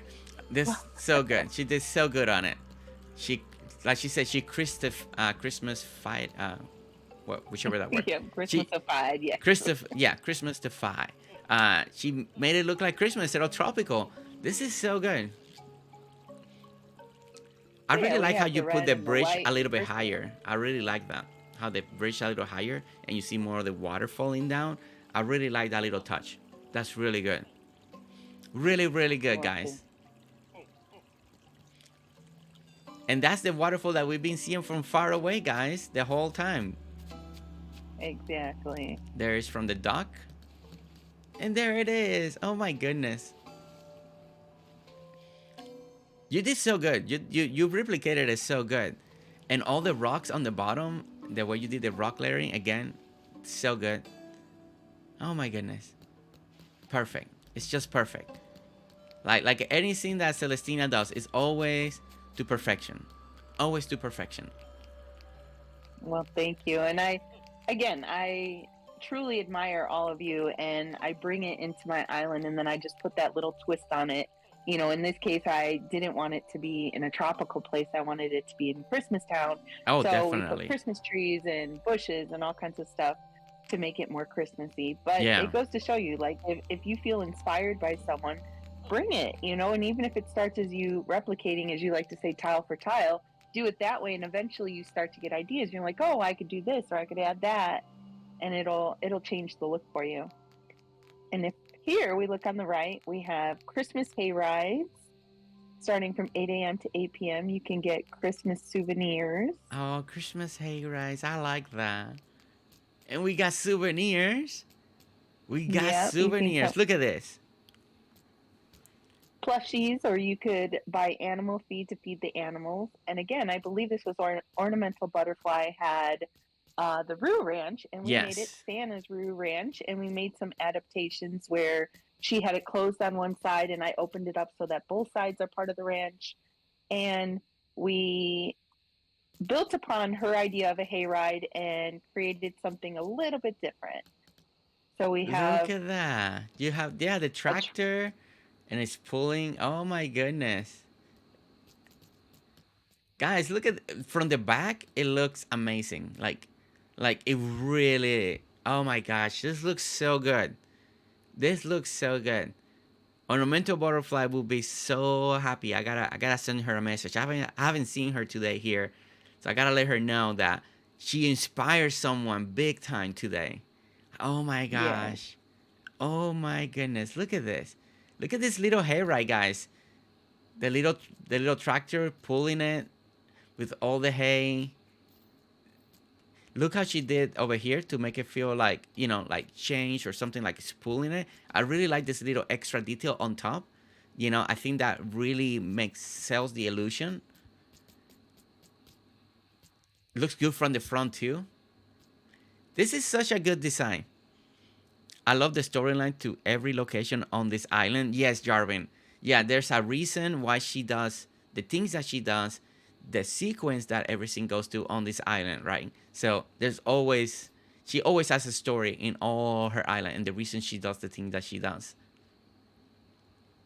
All right, so let's look at the Exactly. Santa Roo Ranch. Look at this. So Santa's Roo Ranch, and again, inspired by Ornamental, but we made some adaptations. We opened it up to both sides so that animals can come freely in and out. Oh, look at that. Oh my goodness. Yeah, that's something that I really like this ranch, guys. This is something that I did see on Ornamental. It was one of the biggest open ranch ideas, right? That I've seen. Now this one is now she opened this one both sides, but we got like stables, and the roos can actually come into the stable and then get out. Of course, they won't go in them because they work like bridges. If not, they're gonna get stuck. But the illusion is there, right? That they can go in and out. But we, as the player, or if you're using a tractor or a machine, you can actually go through it, right? Yourself, so you can walk through them. But as you can see, we got a beautiful ranch with stables on both sides that leads you to both directions. So you got the rooms. Also, we have a little like a little petting zoo in a way. Like you can get on this and you can see the track, and you can walk Yep. all the way around. For You can kids, ride, you can ride. Yeah. ride, yeah, ride the emus and the cassowaries and So we got that. As you can see, they're sleeping right now. They're tired. They had a long day, giving all the kids rides. We got the end of the little Roo Ranch area, and we got all the extra hay. Because every time you go to a ranch, you got all those stacks of hay because they're saving hay for for the future. This is where they get the stuff. So I really like having this little storage area over here, and then we go down one level, and then we got like the little offices, like a little office over here. I think this is really, really clever. And again, something that she did different is that she opened it on both sides. So we got double the size of this little roof ranch idea. And it looks really nice. And then just by just spinning the camera, you see how beautiful this new section of the map is? It's so beautiful. We are lagging a little bit. You can tell that we're lagging. It's not your internet connection. Uh, it is shaking, but I believe it's just there's a lot going on. Okay, there's a lot of light, A lot of light. a lot of light source, a lot of fire going on, so that usually tend to create a little lag. Plus, this island has so much already, so but it's not your internet connection just in case. I'm trying my best to not right now because I'm going fast, but when I'm showcasing, trying to slow it down so it loads better. But the roof ranch looks Also, amazing. Looks amazing. I wanted to give a little tip to Stepapa, because I know Stepapa was saying she doesn't like the Christmas lights, the lantern street lamp ones, Yeah. because it gives out that blue hue, and nor Mhm. do I. I like the warm, cozy feeling. So what I did is, if you put the floor lights next to it, it cancels it out. So you still get the aesthetic, but What? it changes the color back to the warmth. Oh my goodness! Really? So if you notice, like if we pick this up, see how it kind of goes blue? Look at it. Oh my So goodness! if you put the lights next to it, it cancels it out, and you still get the aesthetic of the Christmas lantern, but you get that warm light that you're looking for. When I first came in, I saw they were yellow, and I was like, oh, I wonder if James did an update, just a patch through, because I know the blue hue, green hue has not been very popular, but I didn't question it. I just figured, oh, they changed colors because James has done that. He has fixed the different lights in the past by a little update, like some of the Copperland. They were super bright in the past, and he just did a patch update. Now they're dimmer, and so I figured maybe he did that. I didn't know that was a clever trick that you did. Okay, guys, did you So hear that?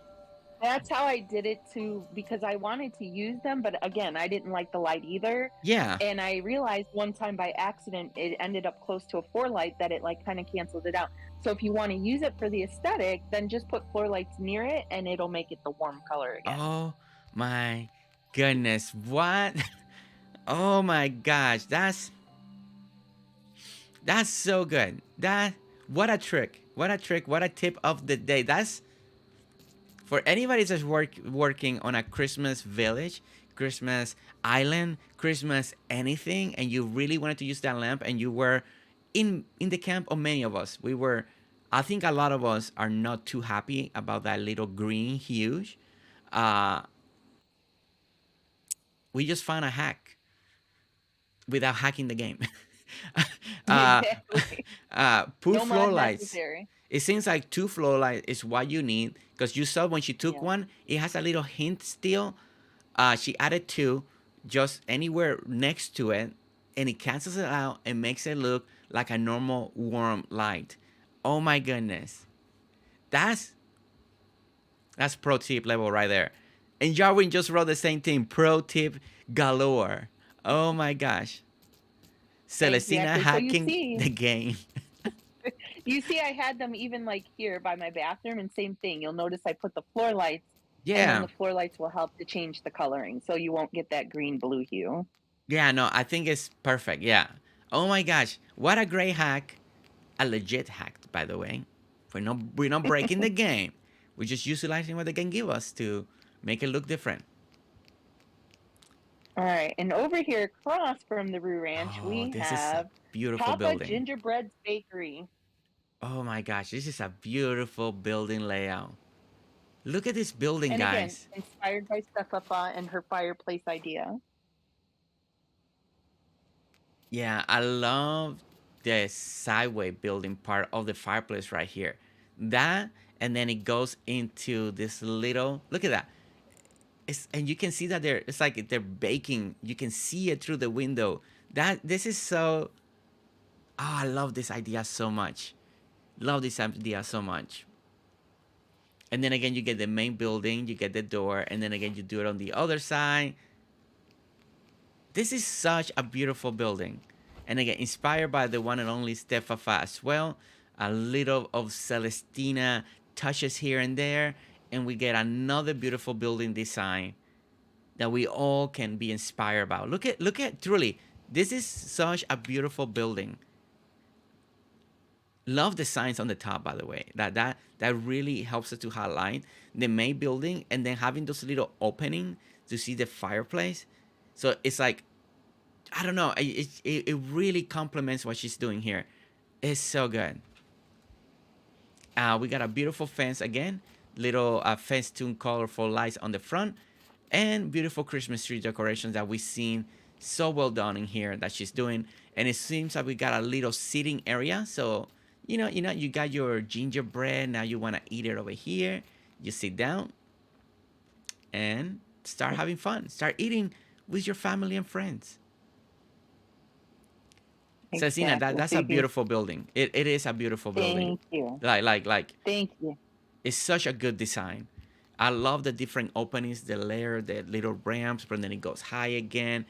And I think what makes it truly special is having that depth that you created for the fireplace and putting the stall. I think that depth is so good. It truly is. It just gives it, and it makes it feel like a window. That you're looking inside, and they're gonna bake in front of you. Like as people are walking by, you can see them Exactly. baking.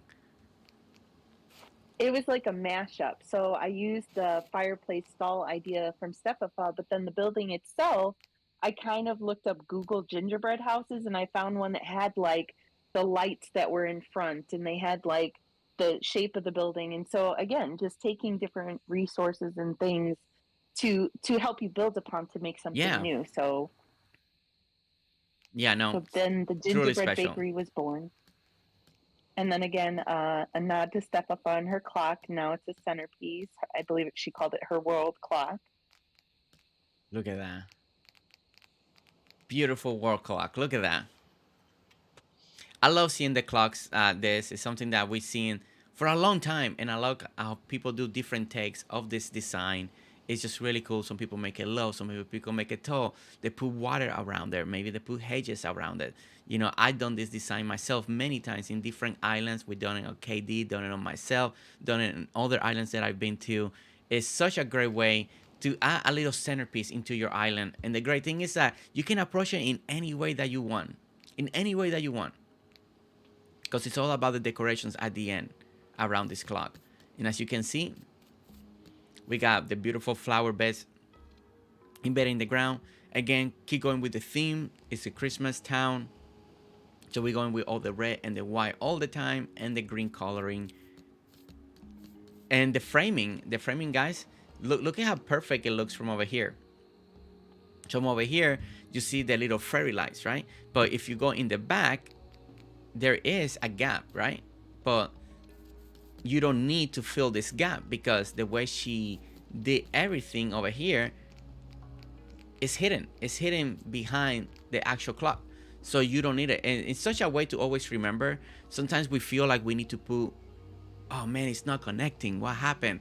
But if you're looking at it from the front, you don't see the back anymore, right? And sometimes you gotta, those are the compromises sometimes that you gotta do. Sometimes some things won't match completely, won't be able to attach. You will have a gap. So you gotta work the best way that you can. And I really like the way she did it. She just kept it nice and simple. No big deal. She just, we got a little gap, but she put a beautiful fence. She kept the red, and you really don't see it. I mean, and as you can see, if you were realistically, you're not meant to walk back here. She got trash cans side. In reality, you're not going to walk on top of the flowers if that was a real place. So, so it's a great way the way it's hidden. So really great job. Exactly. It was one of those, I'm not a planner, right? So I end up with this space, and I'm like, okay, I want to create this here.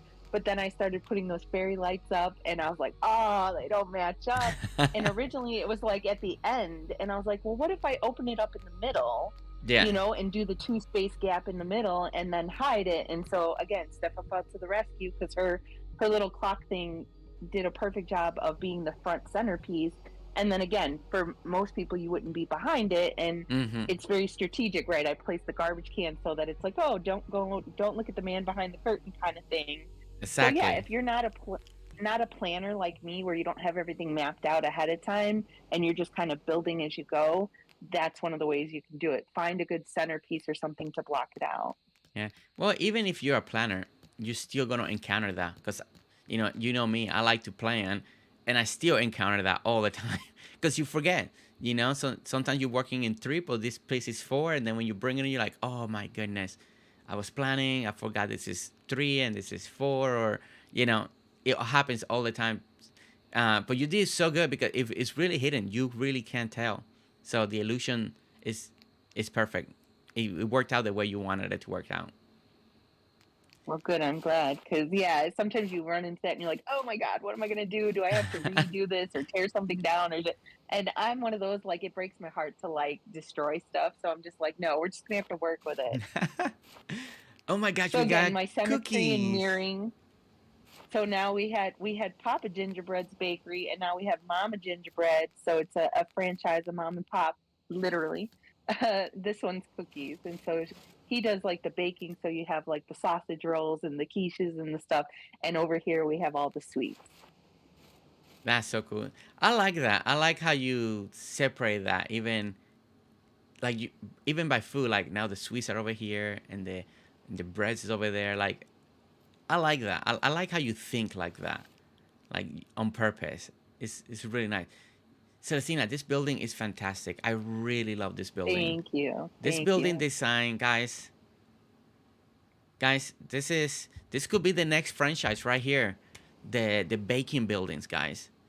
I think this is a fantastic, just like how we love the coffee shop building, how we are loving the ice cream buildings and stuff like that, and people are taking inspiration and adding those buildings in their islands because they're so well detailed, right? They're so well thought out. I believe that this bakery building, I think this is the next building. This is the next building that should be in every island. I think it looks fantastic. I think it's well designed, and then you can add your own add-ons here. For the main structure, just like the coffee shop, just like the ice cream building and the ice cream parlor and all that stuff that we're seeing, that people add their own flair. I think it's the same case with what Celestina has created here. This building is top notch. This is top notch design. It's well designed, it's well put together, and then you can change the color instead of brick. You can do this, you can do a different accent, you can do different stalls, coloring, the decoration on the inside, and then But I think this could be the next franchise building that we can start seeing in different islands. The bakery building, baking goods, cookies, bread, cakes, and you can expand on that idea because this building is excellent. This is absolutely an excellent and beautiful building that if you add this to your island, it's gonna look so good. Well, thank you. And as I said before, steal away, right? It warms my heart to think that other people are inspired by me the way that I was inspired by other people's Yeah. islands and streams. I mean, look at the building from the side, guys. I know I'm not. I feel like I'm not overhyping it. I really like this building design. Like I really do. Like look at how cool it looks on the side. It has all the elements you want on a building. You got all the different edging, the way that it cuts out. You got the main building in the back, but you got the desk, but then you got the fireplace from both sides. Like I just feel like it's such a clever building, and it's so nice. And you know what? Since I mentioned it a lot, let's go ahead and really, just in case, take a moment. Let's take like 2 minutes to see how it's really built, so you guys can really follow along. So as you can see, we got about three height over here. Then you add the ramp, and slow down the video eventually on YouTube if you're trying to follow this. As you can see, use the little wardrobe as a measurement. And as you can see, we go high over here. We got the ramps. So once you get this done, then it's basically bring up the next part, dirt printer to the high level. And once you get to the level, you put the ramp, make sure that it looks like this, bring it up, and then you close it out, right? So you close out this building, then you're done. And then you go 1, 2. So it looks like you go 2 deep and then 2 deep. So it's 4 deep. And as you can see, once you got that part done, on the side, it's only one level. Place the stone, dirt print again, put the fireplace right behind it. So because that will help you guide your sequence, as you can see. And the fireplace is one more high. So you start with one, you go with two, place the fireplace, and then you make the column to go up. You see that on the top it matches just high enough that it's gonna attach to the base of that ramp. So that's your guideline. So it matches right there to the edge. So and it's only 2 square. You put your sign. That's gonna be the sign for whatever you wanna this building to be, what type of baked goods you're doing. And then, as you can see on the side, we come back. You just make the chimney once again. So it's just they're printing, putting the ramp. So this is the same level as this side over here. So just the printed equal size. It seems like you go about two more high right over here, and then you put the campfire, and you got the building. Really straightforward, beautiful building design that I feel like it's not overly complicated, but it has beautiful detail. And then make it your own. Change the gingerbread, change it to another tile. You know, just as we've seen with all the ice cream buildings and coffee shop. Make it your own. Truly make it your own, or make it exactly like this one, if that's what you want to do. I want that ginger home as my personal home. Right? Actually, I didn't even think about that. This could be even your own personal home as another home in your island. That's actually a great idea too, Peking Dallas. Really great idea. I didn't even think about it like that. But hopefully, and you could take away the signs at the top, and you could just put ramps or something else to decorate and finish out without having like a billboard. Exactly, yeah. If it's gonna be for like a more like a home, definitely, yeah. You can add more ramps or a different type of decoration. Maybe you flower boxes up there. Yeah, those are the little tweaks that you do once you wanna make it your own. But if you're keeping it as a franchise building, like what we call Dinkum franchises, right? This is a great franchise building. I really like this building a lot. All right, so let's keep going. All right, so again, we capped it off with another bathroom. This time, instead of Santa and Mrs. Claus, we have Elf and Elfettes. It's the same design, though. Yeah, the same design. Yeah, I like those elf and elflet. Oh my gosh, it's. See, I'm not clever. I'm still to this day. I'm not clever when it comes to sign. That's why I get people to, what should we write here? Because I'm not funny like that. This is so good. That's so good. Susan writes, I want her whole Christmas island. I will have to start building soon so I can get ready for next Christmas. Celestina, you have truly done an amazing job as usual. Oh, Susan, thank you. Thank you. That was very sweet. All right, so we have another Step Up a Tree, but this time we're using it for photos with Santa. And we gave it a backdrop, and you can pay $10 for your pictures with Santa, and you can choose from one of 3 backdrops. You can either choose to sit in the middle and take a picture with the tree as your backdrop. You can just sit off to the side, and you'll get a little fireplace in the tree in the background. Or you can sit on the other side, and you can have, again, a different angle in the fireplace. So you get to choose. Oh, wait. Wait, oh my goodness. Why is it not doing it correctly? Being wonky.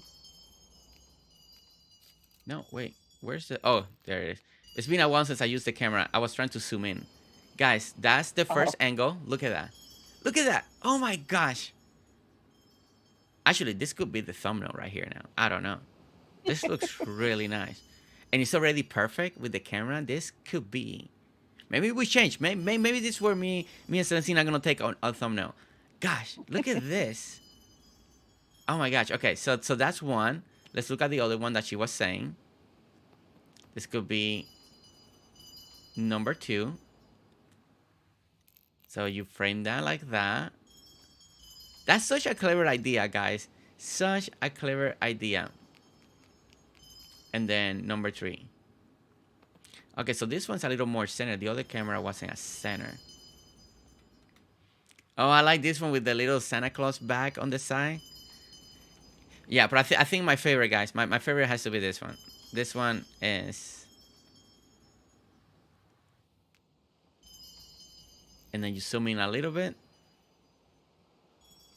Look at that. And I love the plush toy right in front of, right in front of, like, what a great composition. This is so good. And look at that fire behind it. Like the little fireplaces. Oh my gosh, that looks so good. Celestina, go ahead and stand next to me. I'm gonna, Ooh, okay, okay. since we're here, I'm gonna take one just in case if I decide this is the one. There we go. One, two. Look more, a little more towards the middle. Like kind of just Oh, a little that now. helps. There we go. Yeah, that looks a little better. Okay. Because now it feels like you're looking towards the camera. Let's take that picture. Let's take that picture just in case. Just in case. Wow, guys, this is really good. Oh my gosh, I really, really, really, really love this idea so much. And take one for my Dinkum memories. There we go. Oh my gosh, what a great way. A photo shoot area. And guys, Again, inspired by Google, because I Googled like pictures with Santa or something, and they had this like Santa sitting in a chair with the bag and the fireplace. I'm like, I think I can recreate that and do like a whole area. yeah, so good. So guys, look at this chimney. This is a beautiful chimney. Again, outdoor chimneys for your islands. Very simple to do. As you can see, again, just two on the side, ramps. Raise it as high as you want the chimney to be. Campfires on the top, and it really makes that illusion. I really like all the clocks that she has going on, the big one and even the small ones. I like the clocks and the little chandelier candles going on over here. Again, beautiful decorating for a beautiful fireplace. And again, like always, she duplicates one side of the other one. But you see the little Easter egg in the back? Did you see the milk? The milk back there. Come on. That's so good. That's so good. Look at the little milk. I like that. I like that. Gotta have your cookies and milk. Gotta have him. Gotta have him. Oh my gosh. So if we take a look out the side on the right, you'll notice that basically I took all the little islands that were naturally in Dinkum, and I made them into like little icy mountains so that it looks like we're surrounded by ice and snow, and again, inspired by Kent and his Oh my iceberg, goodness. Look just at on that. a smaller level. So if you fly out here, you'll see like all of the little surrounding islands. Where's your penguin? ice We need the capped. penguins I know. out I there. was gonna make the whole penguin island. Actually, you could put hidden in a specific way at least the helmet of the penguin somehow, and maybe just use two ramps like you see the two wings. No, maybe you don't have to create the body, and it makes it behind the mountain, so it feels like maybe the penguin's like poking his head up the mountain, like just peeking, and just an idea. But that looks so good though, guys. That what she did, and you heard how she did it, right? So she said that there were just these floating islands out there. She basically wiped them clean and added all the white. That's really cool. And we did the little ramps and stuff. And trust me, it was another one of those projects where I was so tired of icebergs and little mountain cap things. I was like, I swear, if I have to look at one more of them.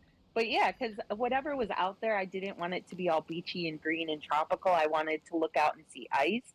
So anything where we could see it, I went out and I sawed it down basically, and I made it into these little ice things. And let's take a little detour. We'll fly out because I also have another hidden little treat for everybody. Another hidden.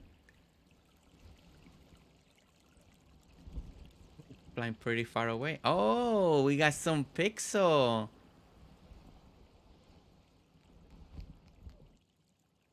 Look at this. Oh my gosh. We got Santa, guys. This is Santa Claus secret landing spot.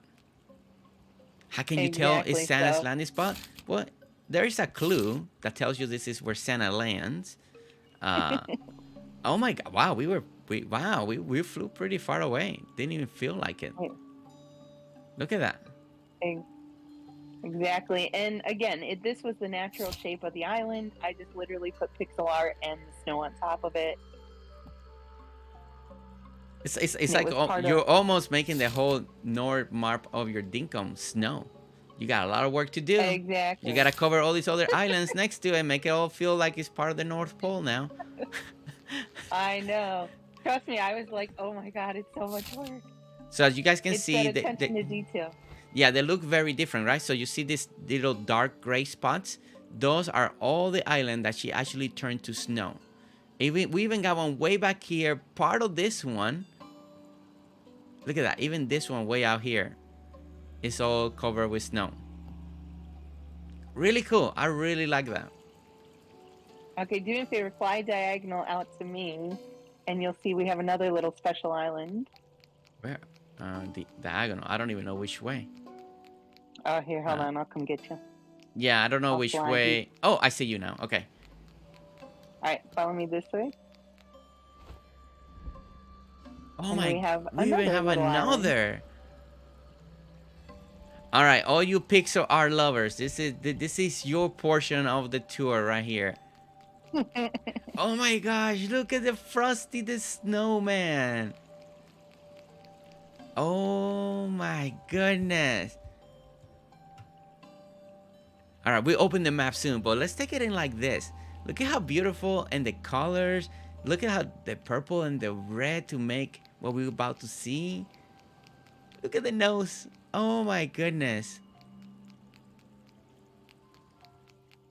Oh so my again, gosh. These are pixel art images from Google. I didn't create them by myself. So if you're interested in pixel art and you're not an artist per se, you can just Google whatever you're looking for, no matter what image it is, and just ask for it with a grid. And that'll help you because it'll literally have how many of each space you need or each color. And that's all I did for these. I just looked up Christmas pixel art with grid and I picked the ones that I wanted. That's so good. And then it's just a matter of laying down the different colored tile. Oh my goodness. Okay. All right, guys. How many of you are loving this pixel art? Let me know. Let us know to Celestina and I. I think these are so good. These are so good. They look so good in Dinkum. I mean, as you can see, pixel art does take a lot of room to build, you know, so always be aware of that. That don't forget that the squares in Dinkums are really big. You know, you see it right there, highlighting around that. They're big, so whenever you do pixel art, remember that they're gonna take a lot of space. Okay, they're gonna take a lot of space, so be prepared to work on your pixel art, especially if you're doing a pixel art and then putting something on top or around it. Make sure that you leave enough space or build the pixel art first and then decorate around the idea that you want, because you don't want to decorate around and then do your pixel art and then you don't have enough room. So always be aware that pixel art do take a lot of section of your island depending what you're trying to do as pixel art. And if you look at the base of his snowman and you look out again, look at all the different ice islands. Yeah, look at that. They all look different. They all are, you know, just created from the land that was already there. I like how you did that, because they look so natural, but because it's just you left it natural and then you added the ramp where they needed to go. So that's so clever. It is so clever, and I really like seeing all those floating, snowy icebergs, mountains, anything like that. Okay, we're gonna fly back to the main Christmas area. Thank goodness there's icebergs to land on, right? Yeah, because I'm like, my character's getting tired. There you go. We're gonna die. We're gonna die. We're gonna die. Sorry, gonna eat. Took us too far. There we go. Now I got energy. There you go. Now I can jump, and now I can glide. This is really cool. Susan likes it. Jarwin likes it. The pixel art really is such a creative way to add something different to your island. Jarwin, 100%. 100%. And Susan likes it too. I feel like the Christmas town is the perfect place because it's more playful and, you know, so maybe it doesn't fit your aesthetic because I'm very city core, right? And it looks kind of odd to just plop down pixel art, but this was the perfect opportunity to kind of play with that.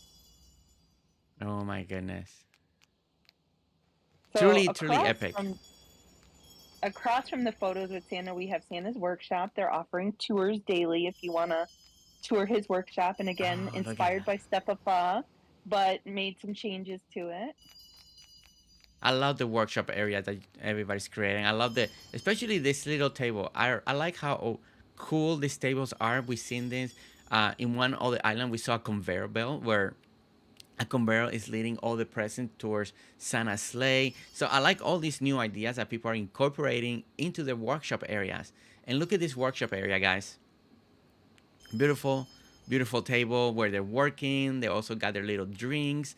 We got on the side, we got the working tables. Look at that. Love the bulletin board here. Looks really nice. I like that we turn around this little home, so it looks like they're building maybe a little dollhouse or something like that. It's a really great way to use an item, but just by flipping it and hiding the entrance.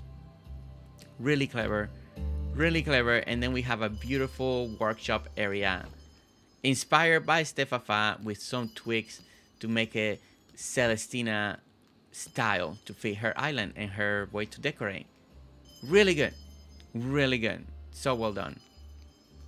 Exactly. And then, of course, right next door to the workshop, we have good old Santa's house. And again, inspired by Stefafa, we have his magic wishing well. So feel free to throw a dink or two his way. Ooh. Sorry. Santa's magic wishing well. So nice. I like those details. And then we got, yeah, I do recognize that, yeah, this is, guys, we have a beautiful home. As you can see there, they use the dog houses to give it you that little extra edging on the top. And it's perfect because it has that red coloring. It fits the Christmas vibe as well. So that's really cool.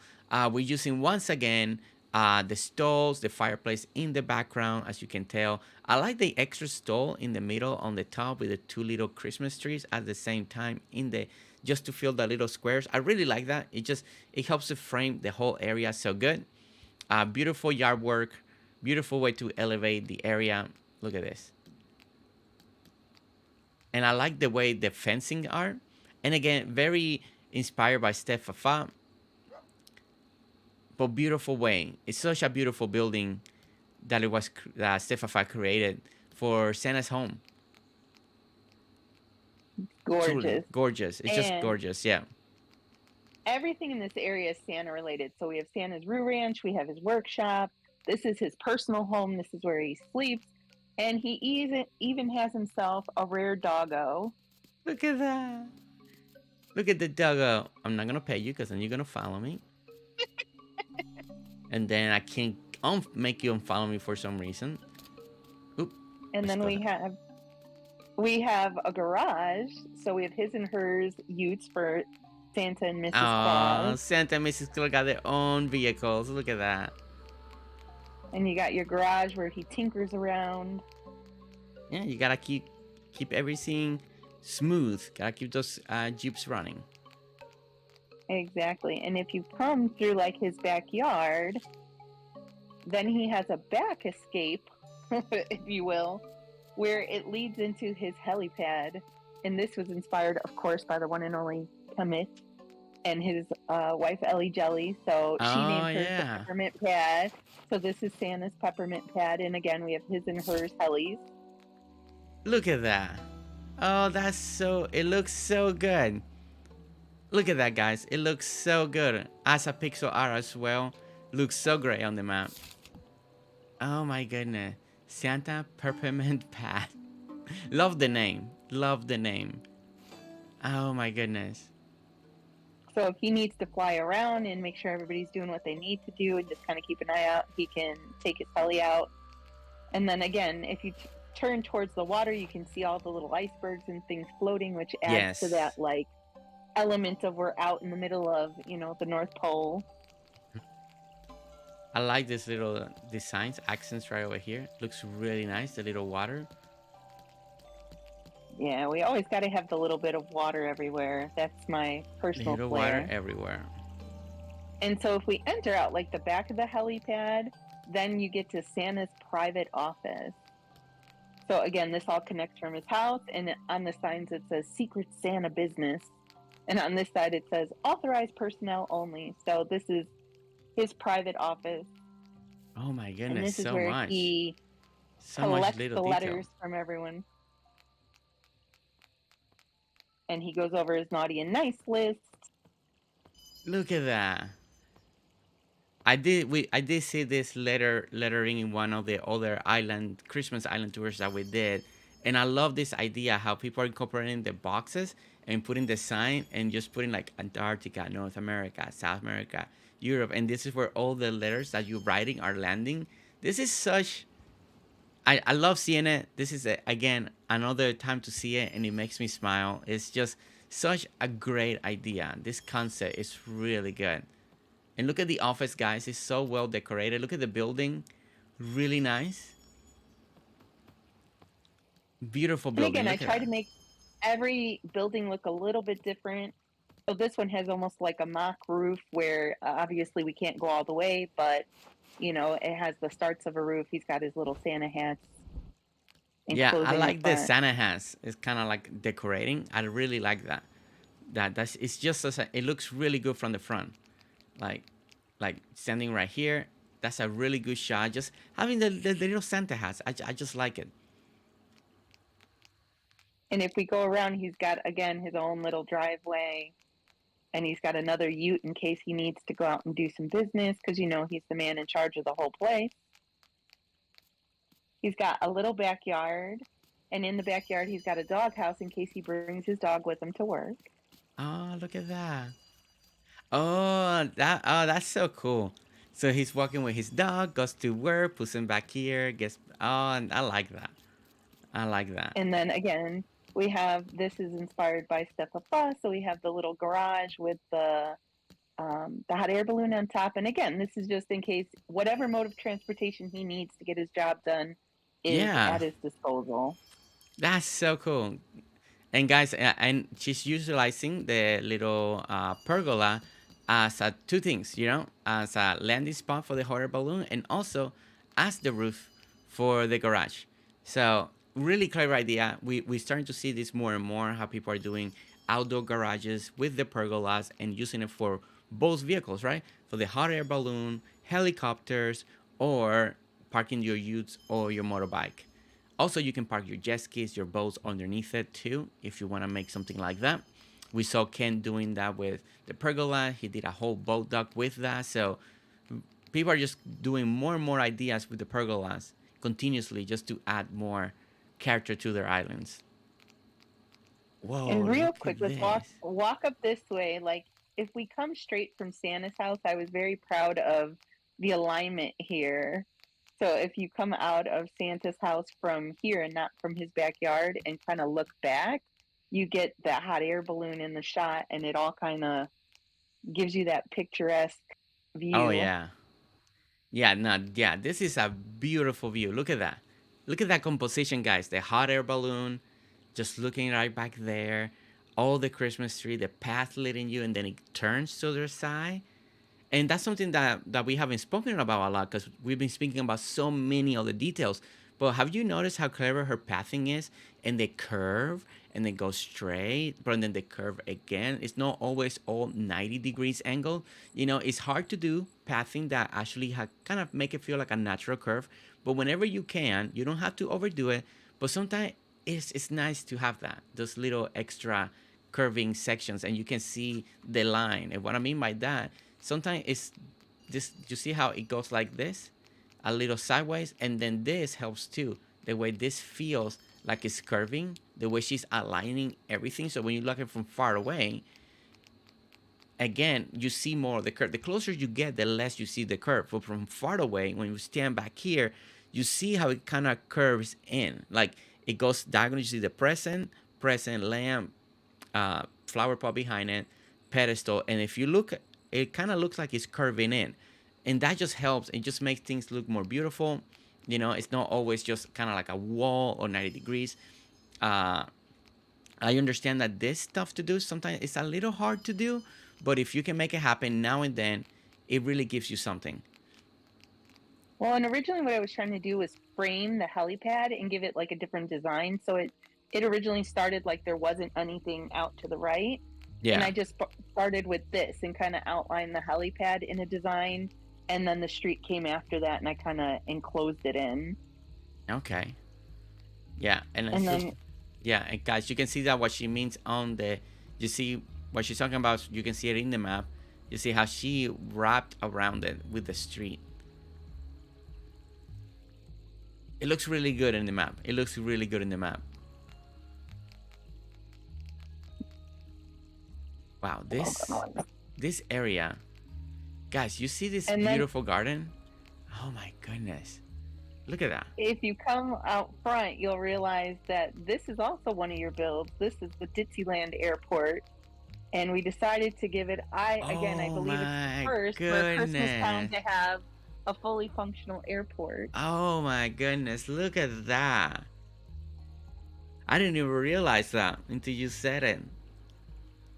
Oh wow. Wow, you did such a good job on it. The So, and hot air again, balloons. Christmasified, right? Christmas, yeah. So it's all red and green, and it's Oh the my Christmas goodness. airport.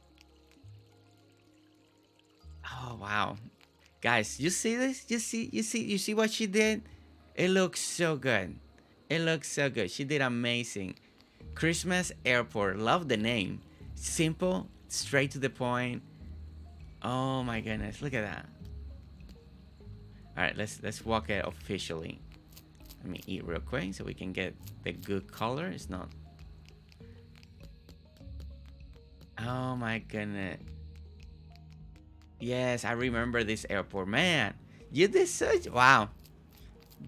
You replicated it to such detail. Oh my goodness. And again, she added all the Christmas decorations. And look at the land strip. Now this I didn't get to do this part, so I love what you did back here. Oh my goodness. Oh, and look at the opening. Because you're coming in, you land. Oh. And you get a beautiful again. And yeah, we left it open so that you could see it would free it up for takeoff, but you also get the view of all the ice. Yeah. I love seeing all the eyes. Love seeing all the eyes. The runway looks excellent. The runway is excellent. Look at that, guys. Very bright. You cannot get lost. You should be able to land, okay? All right? No excuses if you're coming over. Flying. Guys, so something that I haven't talked about too much that I think we're in a good spot to talk about is the fencing, the outline fencing that she's done across her island. I think something that we need to point it out. You know, very nice to do. As you can see, tall, and then two, and then one. And then over here, we got, again, 1, 2, 3, and then we put 1, 1, 2, 3. And this is something similar that I like to do with my cement fence that I did like on Serendipity Airport. But again, here it looks more Christmassy, you know, but kind of the same sequence and the decoration because it's Christmas. She added the beautiful gift, the big one, the gift boxes, as to add it on top of the pillars. So it's something that, if you haven't noticed, it's all across her island, you know, fencing this town in. As you can see it on the outside, it goes all the way across. So I thought this was a good opportunity because we really get a good shot right here. As you can see, it goes all across the island. Seems like we're missing one. Or what is on purpose? You left? Oh, because you put lights up here. Oh, I see. There is a sequence. Yeah. Okay. Okay. So we do. So the sequence is, guys, we got a gift and then lights, then gift, then lights, then gift, then light. You can go in that sequence. Really nice. Really nice fencing. I really like that. And it gives you that festive look. Exactly. So we have a fully functioning airport made inside the Christmas town. So good. I, you know, the way you've been adding all the little presents everywhere, the present boxes over here, present boxes over here underneath Christmas tree, is it's nice. It's just so nice. It just makes it look really nice. Oh my gosh. Well, and then we got the beautiful arrangement over here. We got like the water beds. We got a nice, beautiful fountain. We got all the red going on again. And again, everything with symmetry. So what's one side is on the other as well. Walkway over here. And then we go around. And then again, it just leads you back to the airport. And oh my gosh, look at this, guys. And I made a Christmas post office or a I Christmas like Lane, this. Christmas time post office. And I you know. had contemplated spawning in like the post office because I did before, Yeah, but I was like, I bet you I could create one and it would be like utilizable, like meaning we can go in it. yeah. I really like this post office.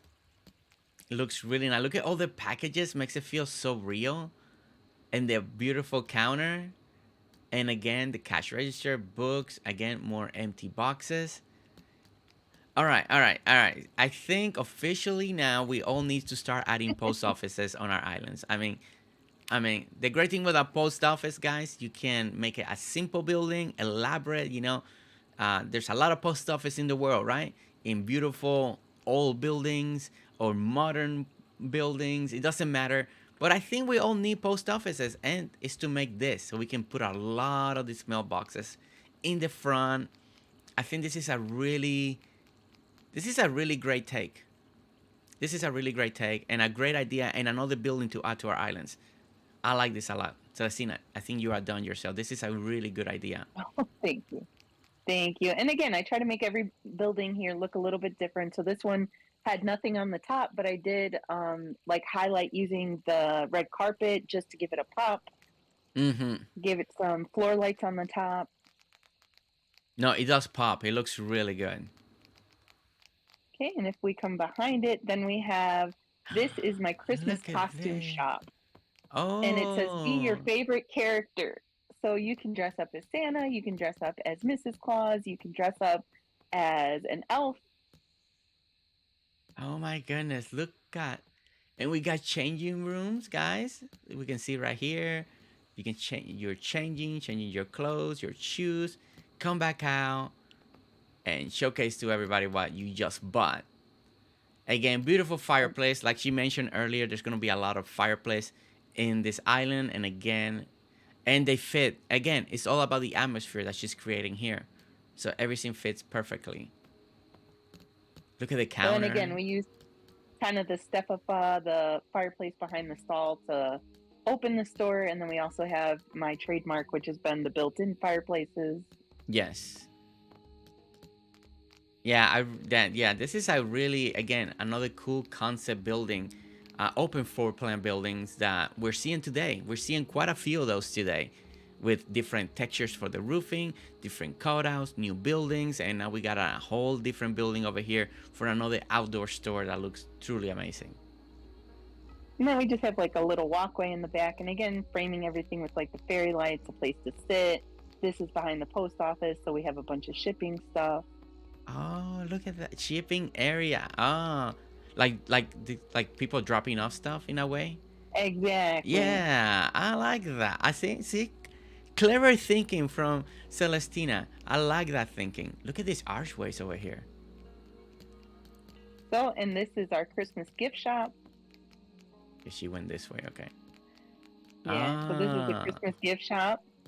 And we have our little. You can buy an emu or the stuffed animals. You can buy candles or a clock or a lava lamp, any of that.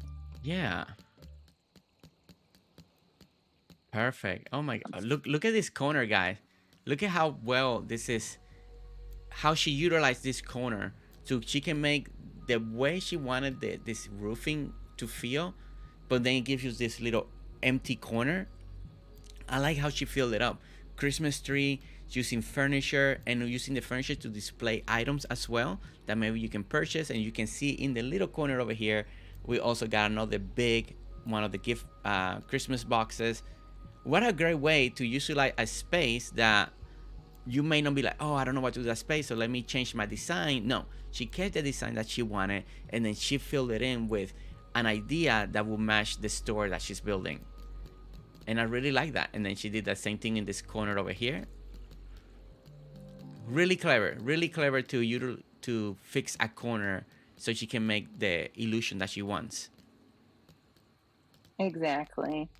Just little touches here and there. And keep in mind then that you can use oddly shaped areas. You know, they don't all have to be boxy or square.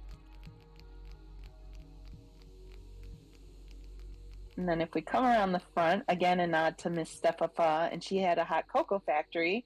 And here we made it an eggnog factory. Eggnog factory. I figured there was something because on the other side I saw the water tanks. I'm like, I wonder if she created the chocolate factory that Stefafa did, but you made yours an eggnog factory. I love that. I love that. Oh my So yeah, we goodness. have all the little Waddle Teas to be the eggnog. Guys, as you can see, this is again very inspirational from Stefafa. This is a very functional, high traffic area. You know, they're making their not hot cocoa. They're making their eggnog. They're pouring in. We got the barrels. We got the tank full of eggnogs, and this is a busy season. People want this, so it's kind of like a big factory going on. You know, you come here, you get your drink, next, and then go next, and then do it next, the next person. Um, and let's fly over real quick on the top so you can see how the building looks. So we got a whole building closed out, as you can see, filled up completely. And to give it a little factory look, they use the water tanks, as you can see. The water tanks bury one level lower than the initial flooring, so they kind of stick out. So give you that little factory look. Also, they're using the silos on the side to also give you that factory feel, you know. And those two items, they really make this area feel very factory. At the end, over here, Stefafa has something very different on her back of the building. Over here, Celestina, what she did, she outlined it with all the pine trees because she already got another building behind it. So I do like the idea of the pine trees because it makes it feel very, it looks great from the front. And you will see that again. So you see how the pine trees just sticked out just above the air. So it makes it feel like there could be a forest back there and not a building. So I really like that take. And once again, we got a kind of like a little conveyor belt or maybe just a table where they're pouring all the eggnog and all that. I really like the drains. Just in case you're spilling eggnog, then it's going down the drain. No mess. No mess, no fuss.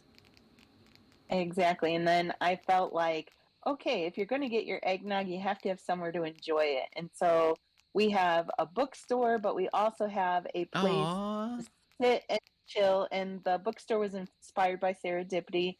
And then I added like two side areas where you can sit and get a book or just drink your eggnog, enjoy the fire. Again, what's kind of the trademark in this town is the built-in fireplaces into the buildings. Yes. Yeah, and I love them. Guys, we got a little outdoor seating bookstore area inspired by Serendipity.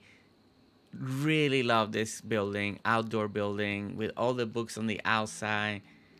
And the great thing by doing a Christmas Islands, you know, by putting you never feel like you're repeating too much because you need to. It's a Christmas island, right? So it's a great excuse to use a lot of Christmas trees, a lot of these old decorations that sometimes we feel in our other normal Dinkum bills, like, oh man, I'm using the same item too much. What can I use instead? But in Christmas Island, Christmas Town, it's nice that you can just repeat the same decoration because that's what you need for a Christmas town. So they're open late and it says enjoy a book and some eggnog. So you can come and sit, enjoy. This is Jingle's used books. Oh my gosh, it looks like I'm looking, guys, it looks like I'm looking through the window. Oh my gosh, I never had that effect. I never, oh my god, James, where is our empty fish tank? James, come on, James, it's easy, no fish inside, keep the water. You can even keep the water. You know, we just need a fish tank in the 2 and the 3 square that doesn't have a fish in it. James, come on, come on. You know, little patch, give us that. You know you want to do that for us. Oh my gosh, this looks so cool. I feel like I'm inside the building. I feel like I'm inside the building just looking out. It just looks so cool. It just looks so cool. Oh my gosh. All right. There you go. Oh my gosh. So we have another area. Again, it's similar, but it's different. So with this side, we have 2 fireplaces. We have a lot more seating. You can sit and enjoy your book and your eggnog. A little more elegant. Feels a little more elegant too with the furniture. Yes. Yeah. Maybe it's the over 21 side. Oh, what kind of eggnog you guys are drinking now, huh? Little. Mike eggnog. Sarah, where you at? No. Sarah, where you at? Sarah and Boosie, where are you? they're. This your section right here. Oh my goodness. All right, Uh, so then here we have write your letters to Santa shop. So you can come in. We have all these stalls where you can come and sit and write to Santa, and you can put it right in the mailbox, and it'll go directly to his secret little office that we saw. oh, that's so. Wow, so much story behind your builds.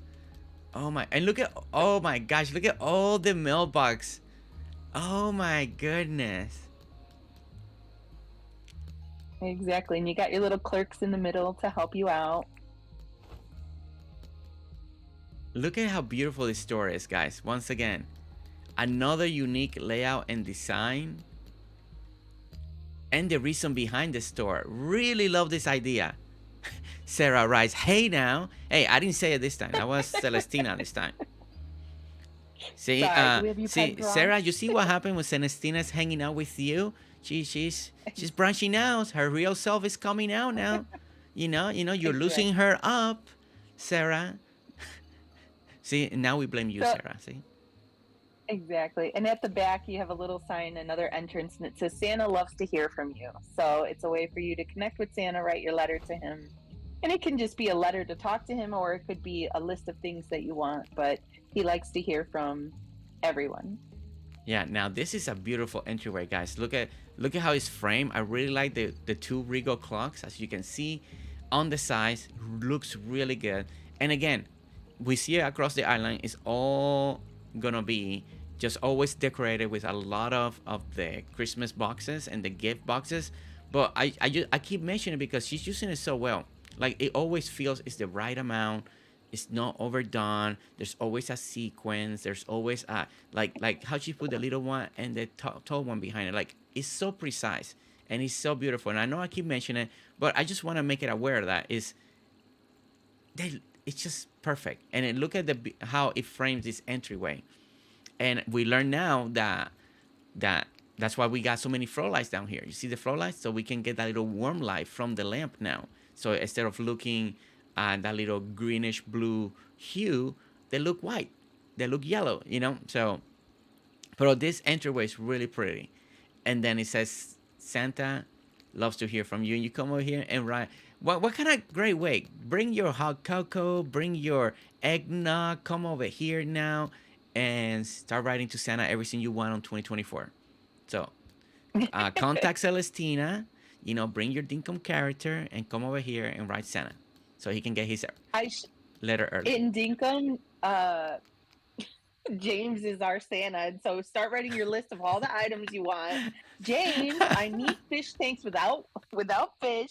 I need. Look at Celestina getting brave, telling James stuff. I love it. See, James? I need Christmas lights that aren't blue and green. I need. Oh my gosh, she's getting brave. See, Sarah, yeah. What are you doing to Celestina? She was so sweet. Now she's so brave. She's so brave, demanding stuff. No, I was saying on behalf of everyone else. It wasn't me. On behalf is in quotation, James. Yes. She's saying, on behalf of James, I want this. Yes. But this is another centerpiece walkway. Let's get it together, James. Everything is lined up. So you have the airport backdrop and you have this little centerpiece, and you can enter a shop on either side. Because again, I make sure you can get in and out multiple ways. It's not usually just one door. Mm-hmm. I like that. And and beautiful airport backdrop. I love builds like this because you get a beautiful walkway, you get the alleyway, you get the hallway, whichever way you want to call it, and then you see something very far behind. And what a great way to start seeing the airport, from the distance, like you walking around. Let's say you're walking like this, you're walking sideways, and oh look, there's an airport over there. Like, and that's what she's saying right there. And that she was very aware when she was designing that she knew she wanted that effect. So she wants to build something that complements another area. And it's something that I always say, if you can, and if you always can, think about viewpoints, think about how you can build in one area, but how can that area complement the next area? It could be the way you look at it. It could be the sequence. It could be the way the transition is going to happen. So it's something that Celestina just mentioned, and she wanted to be aware of that. and she created that so she knew she could see the airport, have ways to get in. So really, really, and she did a fantastic job. She did what she wanted. She was aware of it, and she made it happen, and it looks fantastic. Christmas tree farm. And so this is where the real Christmas trees are that you wanted to chop down. So this Oh, is a cut your own tree, anywhere from $20 to $100 depending on the size. We provide you with the chainsaw. So here's your chainsaw pickup. You can pick it up and you can chop away. And if you notice, like intermittently sprinkled in, I did the log stumps so that it looks like somebody already came and chopped this one down. okay. Well, we can't have Sarah and Boosie come over here now because they were in the adult section. So, Sarah, Boosie, I'm sorry, you guys not allowed to be here after hanging out on the other No areas. chainsaw Okay? use. No, no chainsaw. Just we gotta hold your hands and we'll walk you. Just to make sure that you're safe. We want to keep you safe. Okay, Sarah? So exactly. And She's again, like that. I'm using the lights and the floor lamps just to cancel out the color. I'm gonna be in trouble with Sarah. She's like, no more collabing with Jersey. That's it. I'm done. And this is your chainsaw drop off. So once you're done cutting down your tree, you can Oh, hand that's it so cool. in. I like that. Okay, so you pick it up, but then you drop it off here. Oh, I like that. I like that. So yeah, Oh, and then we just have the stumps going throughout just to show that like people have been some here, they people cut have down cut. their tree. Oh, that what? Okay, it's really hard to see on the camera. Let me see if I can get a better view. Okay, there we go. That's better. That's so cool, guys. You see, like it looks like people cut it. You know that you can also cut a few of them and have the little small stump. As long as you gotta be Yes. careful, so you can have some natural ones too if you want it in between the sections. Just be careful. If not, replant the tree and Try again. try again. But you can have some natural ones too. That's so cool. I like the chainsaw idea, the pickup and the drop off. Sarah, right? Safe, huh? Hey, I don't know what we're talking about, Sarah. Nothing happened, Sarah. Just ignore it. Ignore it. Guys, a little And tree then farm. Let over me see if I can get a higher point view. Sorry, let me get another. No, go ahead, go ahead. Because the camera, I couldn't get good angle because everything was so close. Okay, there it is. Okay, guys. So there's the tree farm. I had to get a way up here so you can guys see a really good shot of it. But the idea is basically she did the front, she did the counters, right? As you can see from over here. So you can pick up the chainsaw, you can drop him off after you're done. You got the middle that we'll look at one more time because I didn't give you a good look at the middle where you pay and all that stuff. And then behind it, very simple. As you can see, it's a pathway. You see the pathway using the rock tile, goes all the way around, and then in the center, it's just a bunch of pine trees. So a very easy way to create a Christmas tree farm or a tree farm. And then this is the counter area right here. So call your own tree, 20 to $100. Depending on how big your $100. tree is, yep. Well, They do it by size. It's not a standard. They pay by size and price. weight. Yeah. But really, really So- nice. Really nice. Really well This is done. another shop. This is the gift wrapping department. So Ooh, it's gift gift wrapping factory tours. Oh, we got a conveyor belt. Nice. Oh, the conveyor made it to Celestina's island. Exactly. Oh, And of so course we nice. had to put our own twist on it. So you have the people making toys here, Toy Maker 1 and Toy Maker 2. They load up the toys onto the conveyor belt. And then this group of elves is going to be doing the boxing. And they're going to continue boxing on this side. And then these elves are going to do the wrapping. And then it goes around in kind of a circle or oval. In case something gets missed, it gets kicked back. And then it has a second chance to get finished. Oh, that's awesome. Oh my gosh, that's so well thought out. And then it gets Oh my loaded goodness. into to sleigh ready the bag. So it gets loaded up into the bag, and then that bag gets loaded into Santa's sleigh. This is all right. I like this. I like this a lot. I like seeing the conveyor belts now in Dinkum and seeing it here and how it kicks back. I like that idea that it just keeps going in a circle and then you can kick them out to load into the bags to the sleigh ready. The little details in the story of this build that it just like you see, I'm just smiling. It's just so good. I love that story. And then I And then guess at this the is where back of the they sleep over yeah, at the here. back of the shop, we have the elves when they're working overtime and they're so tired and it's so hard right around Christmas time. They have some place where they can actually take a nap or they can go to sleep so that they can get back to work because that Oh my Christmas grind goodness. is real. Yeah. What is Santa's doing, But making them work overtime? My I goodness. know, What but at kind of? least they do have their own little fireplace and a cute little place to sit. So it's not, it is warm and welcoming. It's not a harsh environment. Yeah.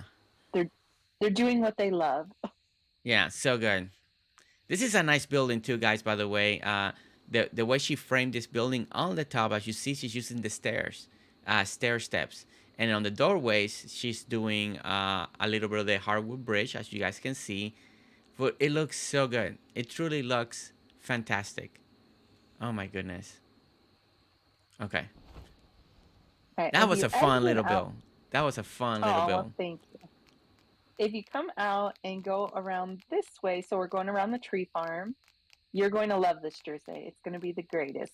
So I think for this one, let me go to daytime. Okay, daytime. Ooh, let me stay back here. I don't want to go ahead of her. We're gonna make sure. Oh my gosh, I'm excited All now. right. I'm excited. All right. I'm excited. Walk up this. We have a grand mountain lookout. So if you come straight up these stairs and take in the view. Mountain lookout. There's the sign. Oh wow. And this is our Christmas mountain from the The other Christmas side. mountain from the other side. Oh my gosh. Oh, what? Wow. What a view. What a view. And not just for the mountain, but also you see a lot of the ocean. You get up here. Look at that. You get a beautiful view of her Christmas village too, guys. Look at that. You and you can see the little fireplaces on top of the tree, like from the distance. Look at that. You can. Oh my gosh! Look at how beautiful everything looks from around this area. This is amazing. Exactly. This is amazing. Yeah, So this is yeah, a and I just beautiful love lookout. Yeah. I love when you come up the stairs and you just kind of get the tip of the waterfall. Let's see. Oh yeah. Oh man. Yeah, that's so well done. Celestina, you have outdone yourself, truly. Wow. Well, I thank mean, you. Like I said, it's been a month solid of me just grinding away trying to finish this before you guys came out. So this yeah, it's truly a labor of love. this island already is a whole island by itself. It has Exactly. everything. It has everything a normal Dinkum island will have, but it's a Christmas inside your main island. That is, it's crazy, guys. Let's look at the map one more time. Look at how big. And if we count, let's pull up a little bit. So if you see at the map, look how big this is. This already is a normal Dinkum Science Island. I mean, by itself, it could already be a Dinkum Island. Somebody can duplicate this. And instead of making it Christmas, keep the same layout. Everything that we walk, and it can be the main island. Some of the shop can be replaced by the NPCs. And this could be your whole Dinkum Island setup right over here. Just take the Christmas stuff away. So if you're looking even for an island layout, this is a great layout to have. You know, because you got your neighborhoods, you got all the shops that you can replace them from the normal NPCs in the game. You got your airport, you got your games, you got your tree farm, there's so much already incorporated in this island that it could be by itself a Dinkum Island. It's crazy. And then the rest, guys, if you haven't seen the first three parts, all of this, we went through all of this. It's a humongous island. So, like I mentioned, there's only a few creators that I know and people that have done full islands in Dinkum. We got Benny Elementrix built one of the biggest islands we've seen in Dinkum. We also got Kent, Aqua, that has a pretty almost fully developed island completely. He's already working on a second island because his first island is pretty much full, completely full. And now we got Celestina, another person that's truly utilizing every single space available that's left on her island to do the last touches that have expanded from just adding the airport to what we've seen lately on this amazing island. Wow. And we have, I believe it's just one more stop, and then we're done with the Christmas area. If we go behind the Christmas tree farm, we have a little Christmas roof petting zoo area. Oh, look at this. Yeah, that's a must. Every Christmas island has to have this, guys. You need this. You need to have the white kangaroos, the white roos, as a petting zoo, you know, because these are the ones that Santa's using to fly. They're just here in secret. You can't see them flying. They only fly once a year, okay? Right now they're saving their energy so they can do it again. You know, I love Exactly. this. Yeah, I love the little This is, when you guys are doing this with the little white with the white roofs, making a nice little area for them. and this is tucked behind the little bookstore. So they have their own little area here. You can pay to get in, you can pay to feed them. You can buy your own little souvenirs. Yeah, it's very good. Really love it. Oh, and you even got vegetables out here for the roos. Aw, you can give him a carrot. I don't know if Roo eats Exactly. carrots, but you can give them carrots. Benny, you're from Australia. What do kangaroos eat? Do they eat carrots? That's a good question. Yeah, let us know, Benny, or anybody that's from Australia, or if you know. What do kangaroos eat, by the way? I'm guessing they're vegetarians, right? I don't think they eat meat. I think they just eat fruits and stuff. Actually, I got no idea what kangaroos eat. So if Benny's still lurking Me around, let us know, Benny. So maybe we can put the right stuff in front of when we do our kangaroo or roof farms. We can always put the right food inside there. Do they eat hay? I mean, we're putting hay, thinking they eat hay. I don't know if they eat hay. We need Benny or somebody or in the future, if anybody sees this tour in down the road and you're from Australia or you have knowledge, I guess we can always Google it. But you know. Exactly. But no, this looks amazing. This farm looks great. This little petting zoo looks great. And that's it, guys. We made it through the tour of my Christmas town. It was pretty massive.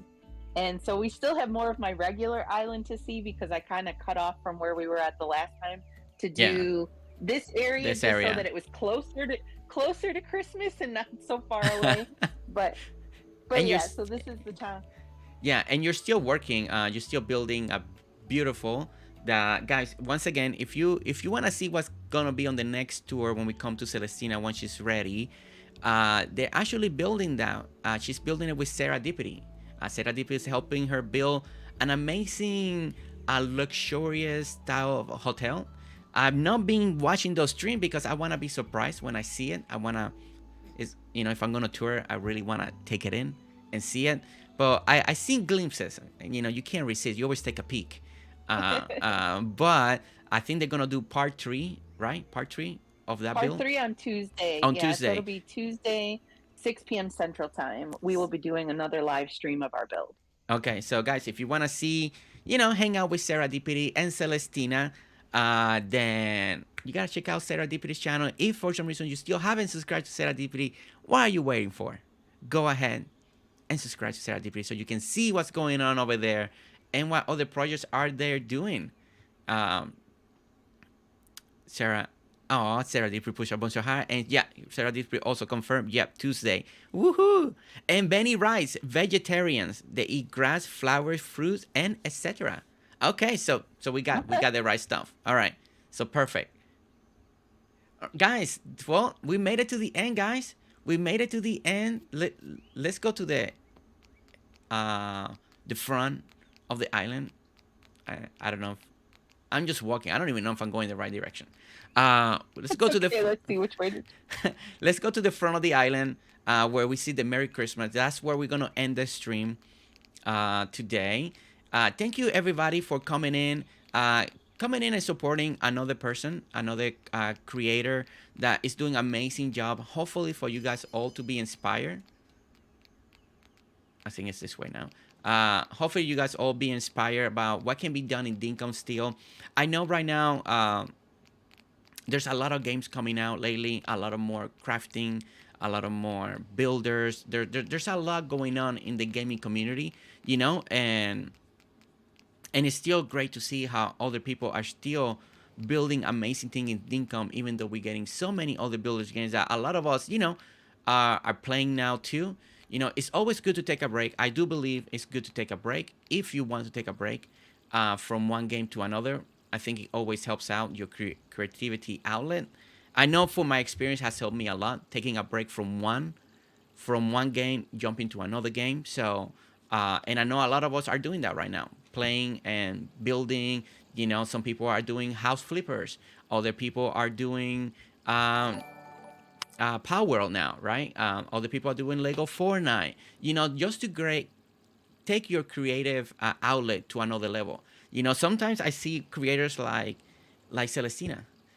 Sometimes I wonder what could she build in Lego Fortnite, or how she will handle a world like another game like House Flippers 2, because they're so creative when it comes to Dinkum, and I know we're limited here. So sometimes would love to see, and I'm seeing other people that play Dinkum before that are also great, and now they're branching out to other games where they got more pieces, they got more ways to build, they got more ways to decorate, more items, and it's amazing. And then they bring in those skills into those games that they learn from Dinkum, and then also because they're playing those games, they bring other ideas and builds to Dinkum. So it's always a win-win scenario. I always say that you can learn from any builder's game, any decorating game, because what you learn from one game, you can bring it to another game. Whatever design you do in one game, you can bring it to another game. It's always exciting, and maybe one day, Celestina. Celestina is always so creative. Benny writes, Celestina, come play Lego. It's always great to see creators like this, like Celestina, still doing amazing things in the world of Dinkum, coming up with amazing ideas. Bayu with the 7 months. Thank you so much. Thank you for the great tour, Jersey and Celestina. Love it very much. Need to see the first 2 hours. Missed it from there. Bayu gets 5 gifted memberships, and Dinkum Dev James received a gifted membership from Bayu. Oh my gosh. Bayu, what an honor to gift the developer of Dinkum a gifted membership. Oh my gosh. Hyper Sorrow, Maps, Skirgle, Sparky Sim also receive gifted memberships all the way from Bayu. Bayu, thank you so much. Everybody, please say thank you to Bayu. There's a lot more stuff coming for members always. Don't forget members. If you receive now, member streams every Wednesday. We do got member streams every Wednesday. Cooking videos. We're doing another cooking video for members only. So we're going to be cooking again today. Another recipe for you guys because you guys unlocked another challenge. So enjoy for your next month. Enjoy everything that we showcase for behind the scenes for members. And more stuff are still coming down the pipeline for members. So always keep an eye on that. Celestina, do you have... Honored. Yes, go ahead. I was going to say, how honored am I that Dinkum Dev is here looking at my island in my stream. James, you're amazing. I love this game. This is literally my passion, and I've spent pretty much every free moment since you created this game playing, and it is just one of the greatest joys of my life. So thank you. Oh my goodness. Well, Celestina, we want to say thank you. I think you inspired so many people today again. Bayu was so inspired that wanted to give 5 gifted memberships and also to celebrate everything that you do. I agree with Benny. Maybe you want to join us in Lego Fortnite a little bit. Be a little more creative. But I know you're busy still. I do want to try it. Be patient with Lego Fortnite, okay? Be patient. It takes a moment to get used to the camera angles are still not the best.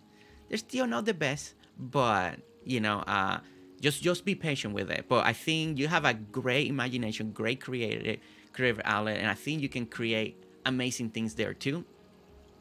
Floby Rice, so happy Jersey and the familia is in my life. Love you, Floby. Thank you so much for the wonderful message yesterday you wrote me. Thank you so much for that. All right, Celestina, I want to give you the floor. Any advice, any tips for people that are watching, for future people that are going to be seeing this video, about anything that you want to give them tips, anything that you want to say today? Well, first of all, thank you everyone for coming on this journey. I know it's been a long one, that we're already at part 4 going into part 5, but I want to say that trust me, I am just like you. I get to a build and I have sort of a vision and it doesn't always come out, and I struggle and I get frustrated, and you see I borrow a lot of ideas and a lot of things, and sometimes, and I know Jersey has made this point before, if you need to like copy tile for tile, do it. And eventually you're going to get to a point where you can start adding and adapting, and you learn from other people. Because I watch videos and I'm like, why haven't I ever thought of that? Like burying the flower boxes, or doing the ramps for both the snow or rooftops or whatever. So I get ideas all the time just from watching you. And I would say watch as much of the streams as you can, because there's so many creative people out there and they will give you ideas that you've never thought of before.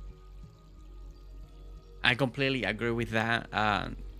Celestina has come a long way, guys. From the first moment that we met her, the opportunity to talk with her, you can tell that she's more loose, more brave. She's talking much more, explaining more in detail her builds. I really love that.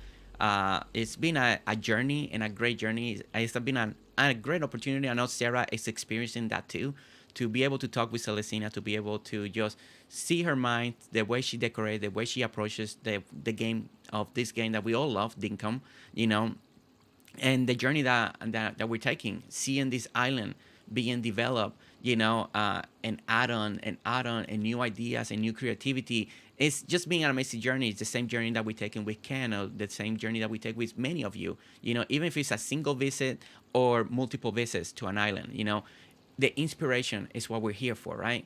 Is that burst of ideas, that we didn't think about it before, and that's something that Celestina just referenced again, and that's something that I do believe in. You know, anything that we do, at least in this channel, is for you to either copy, be inspired, practice, duplicate it, until you get to the point that you're gonna get better. And she made another statement that I do believe that is true. Repetition is the key. At first you may not know, you may be intimidated, but if you follow along an idea, it's gonna give you the confidence that once you do that idea, now you know how to do it, and then it's gonna open the door for the next one. And then I always believe in this. At some point, you're gonna add your own flair. You're gonna be like, you know what? I like what Jersey did there, bro. You know what? If I take this off and I add this, it's gonna look much better. It's gonna fit my island better. Instead of using that pathing, I know Jersey doesn't like too much marble, so I'm gonna do. But I like marble, so I'm gonna add marble instead of what Jersey added. And then you start doing your own build, your own design, your own flair, your own creativity, your own taste will start reflecting your builds, and then who you are will reflect your island, your build, and everything that you do in life. So, and it just takes a step. It's trial and error, just like Celestina said. It takes one day at a time, one build at a time. Start small, work your way up, and trust me, then you're gonna be building just like what we all do. It's all practice, repetition, and you're gonna get there. So really, really great advice from Celestina today, guys. Really great advice. Hi, Jersey. I started my own solo world in Lego Fortnite. Lost track of time. Haven't watched the first hour. Celestina, this is absolutely breathtaking, gorgeous, creative, and inspirational. Cozy Joe, thank you so much for that statement. Well, thank you. Slow and steady wins the race, says Jarwin. And let's see. And how to explain everything is so awesome, so detailed, so easy to understand. Yes, she did really good today, explaining why she did the things that she did, why this building works the way it did. It was really great to hear Celestina really go a little more in detail on her builds today. It was a really pleasure to hear that. Benny, big fan. Rice Bayou. You're so right, Celestina's right, Floby. Catnip writes, breathtaking. Thank you so much, Catnip. Thank you so much for hanging out with us today. the last hour, I've taken so many screenshots from Celestina's building. Need all the inspiration for my shipyard. Ooh, Bayou Ooh, shipyard. I like that idea. I like that idea. All right, love it guys. because trust me, I'm always taking screenshots of you guys. Oh my gosh. Well, guys, thank you so much. Truly, thank you so much for joining us on this special Saturday stream. Uh, Sorry, let me get another angle there. Thank you so much for joining us on this special Saturday stream. It's always a treat and a pleasure to showcase your work. In whichever style we do it. If we do it as a video, if we do it as a live tour, if we do it as a build video, just showcasing one particular build. It's always an honor to showcase anybody's work because I do believe in inspiration, and I do believe no matter how big, how small, how simple, or how elaborate, it's somebody's always gonna be inspired. We all build different. That's something we always gotta remember. And one of the other most important things that before we leave, I want to leave you is please, please, please, do not compare yourself to other creators or other builders. Build on your own way, on your own style, and be patient with yourself. You may be seeing something amazing, beautiful today, and some people get really scared and they get frustrated. They're like, I can't do this. I give up on the game. And no, that should never be the approach. The approach should always be to try your best, work on your inspiration, work on your idea, and start small. Truly, start small.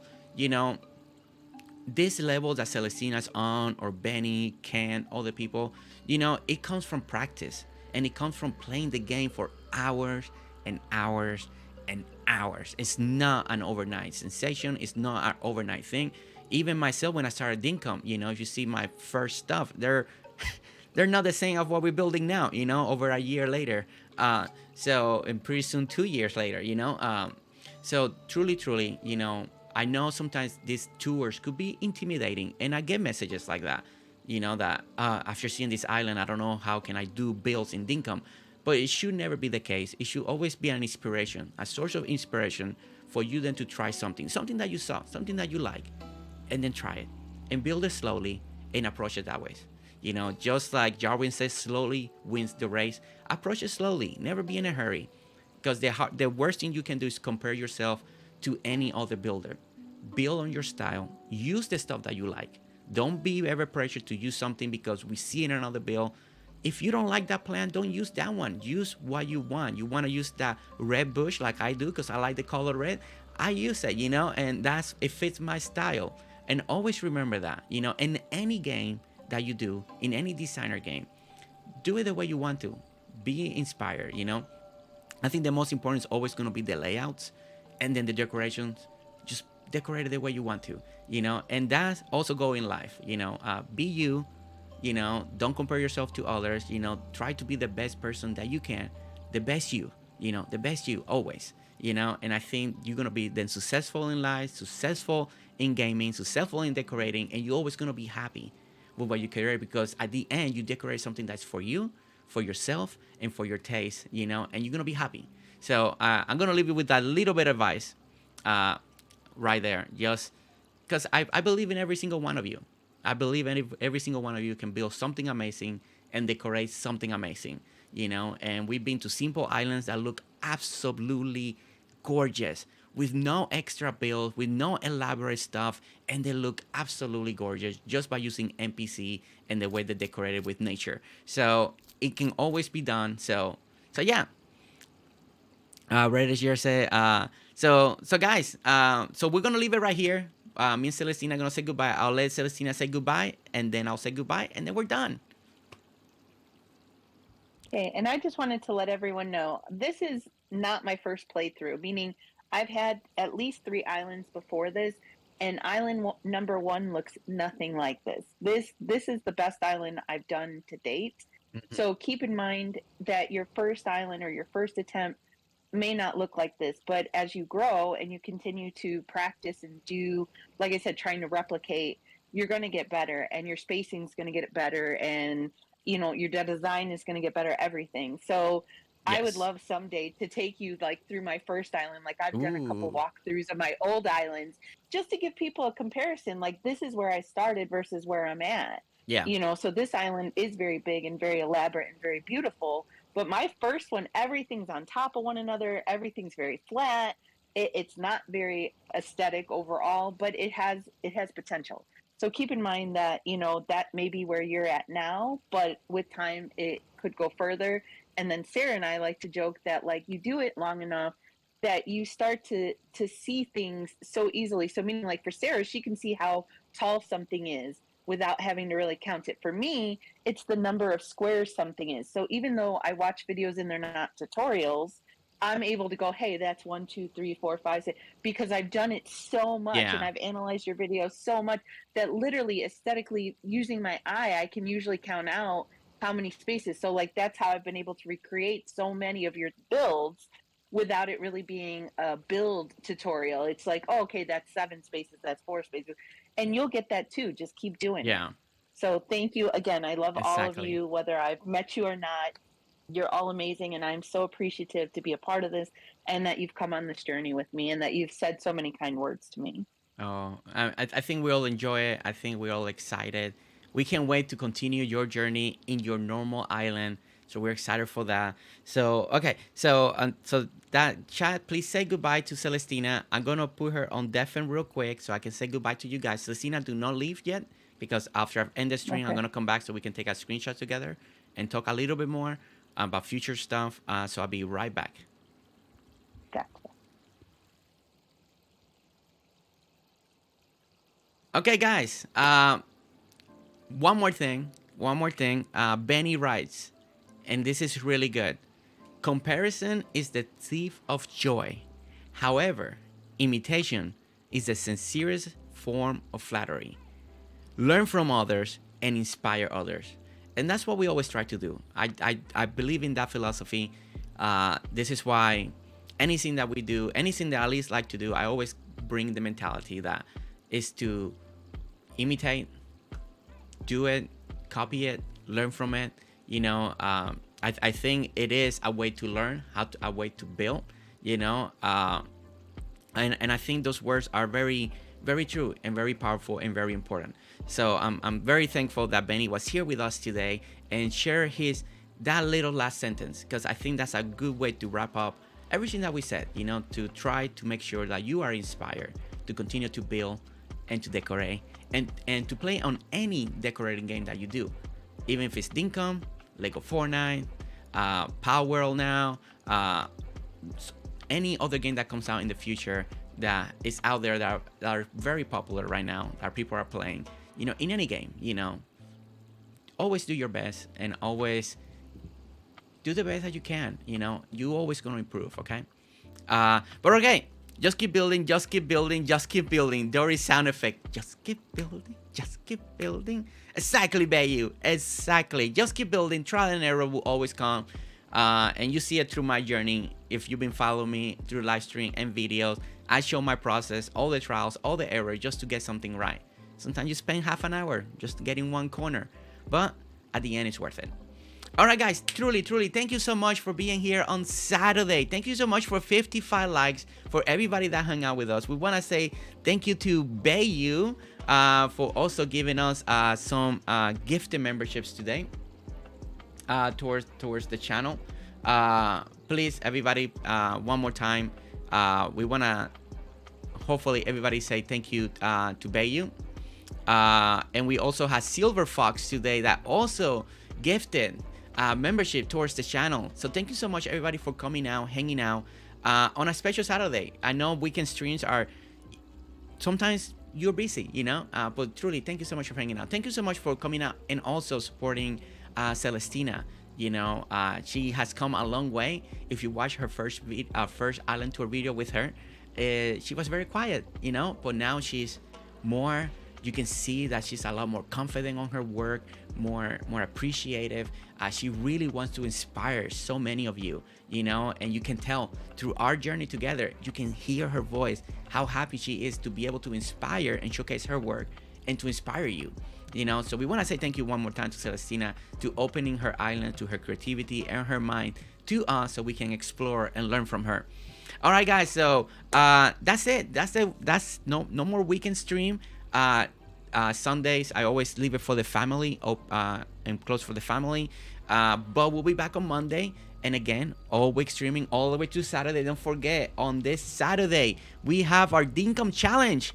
Bunch of streamers are gonna get together, and we gotta build in our small build thing. So next Saturday, there's gonna be a lot of us together, a lot of streams happening at the same time. So it's gonna be a great Dinkum Saturday fun event next Saturday, February 3rd. Okay, we don't I believe we may start it. I don't know the starting time just yet. We all gotta get together and confirm that, but next Saturday, a lot of creators, Stefafa, Serendipity, myself, Commit, I know Commit's there. I don't know if Ellie's participating, but she might be participating.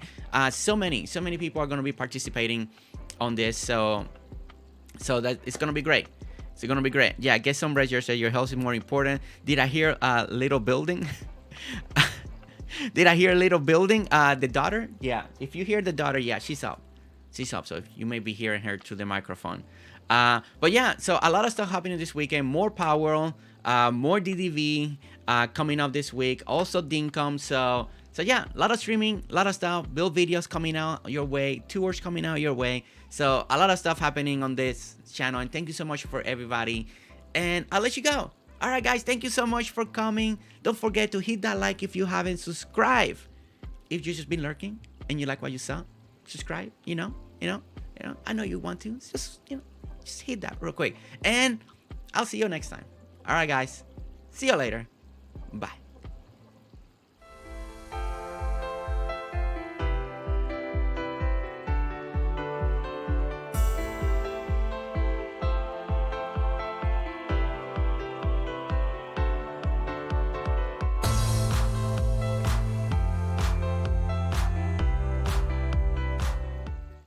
Okay, wait a minute. I just got that, Bayu. Little building. You mean like me building small, right?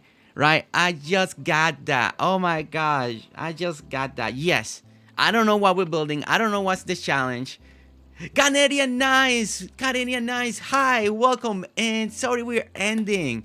Guys. If you didn't see Canadian Nice, I just did the second part of her DDV Island tour. And it's truly incredible. There's this section that I use for the thumbnail. If you play DDV, you need to check out this island. Truly. There's this section with the water fountain. It's just truly incredible. It's just amazing. So if you have not seen it, if you play DDV, make sure you watch it, because it's truly amazing. Kind of nice. So good to see you today. Sorry that we're ending, but it was so great to see you one more time today. All right, that's all. Bayu got me out a little bit quicker. For the outro. But truly, thank you so much. Thank you for making Selena's day super special today and making her feel so welcome in the community and just enjoying her designs and builds. Just like we do with any other person, trying to showcase the best as we can their builds in this channel. All right, guys, thank you so much. I'll see you Monday. We'll see each other Monday, okay? All right? Don't worry. It's just, come on, it's a day, but when you think about it, your sleeping time and all that, if you take all that time, we're just a few hours away from Monday, right? Just a few hours away, not even 24 hours, okay? All right? Don't count the sleeping time, and you count the time from now. We'll be here before we know it. We'll be hanging out once again, all right? All right? Love you guys.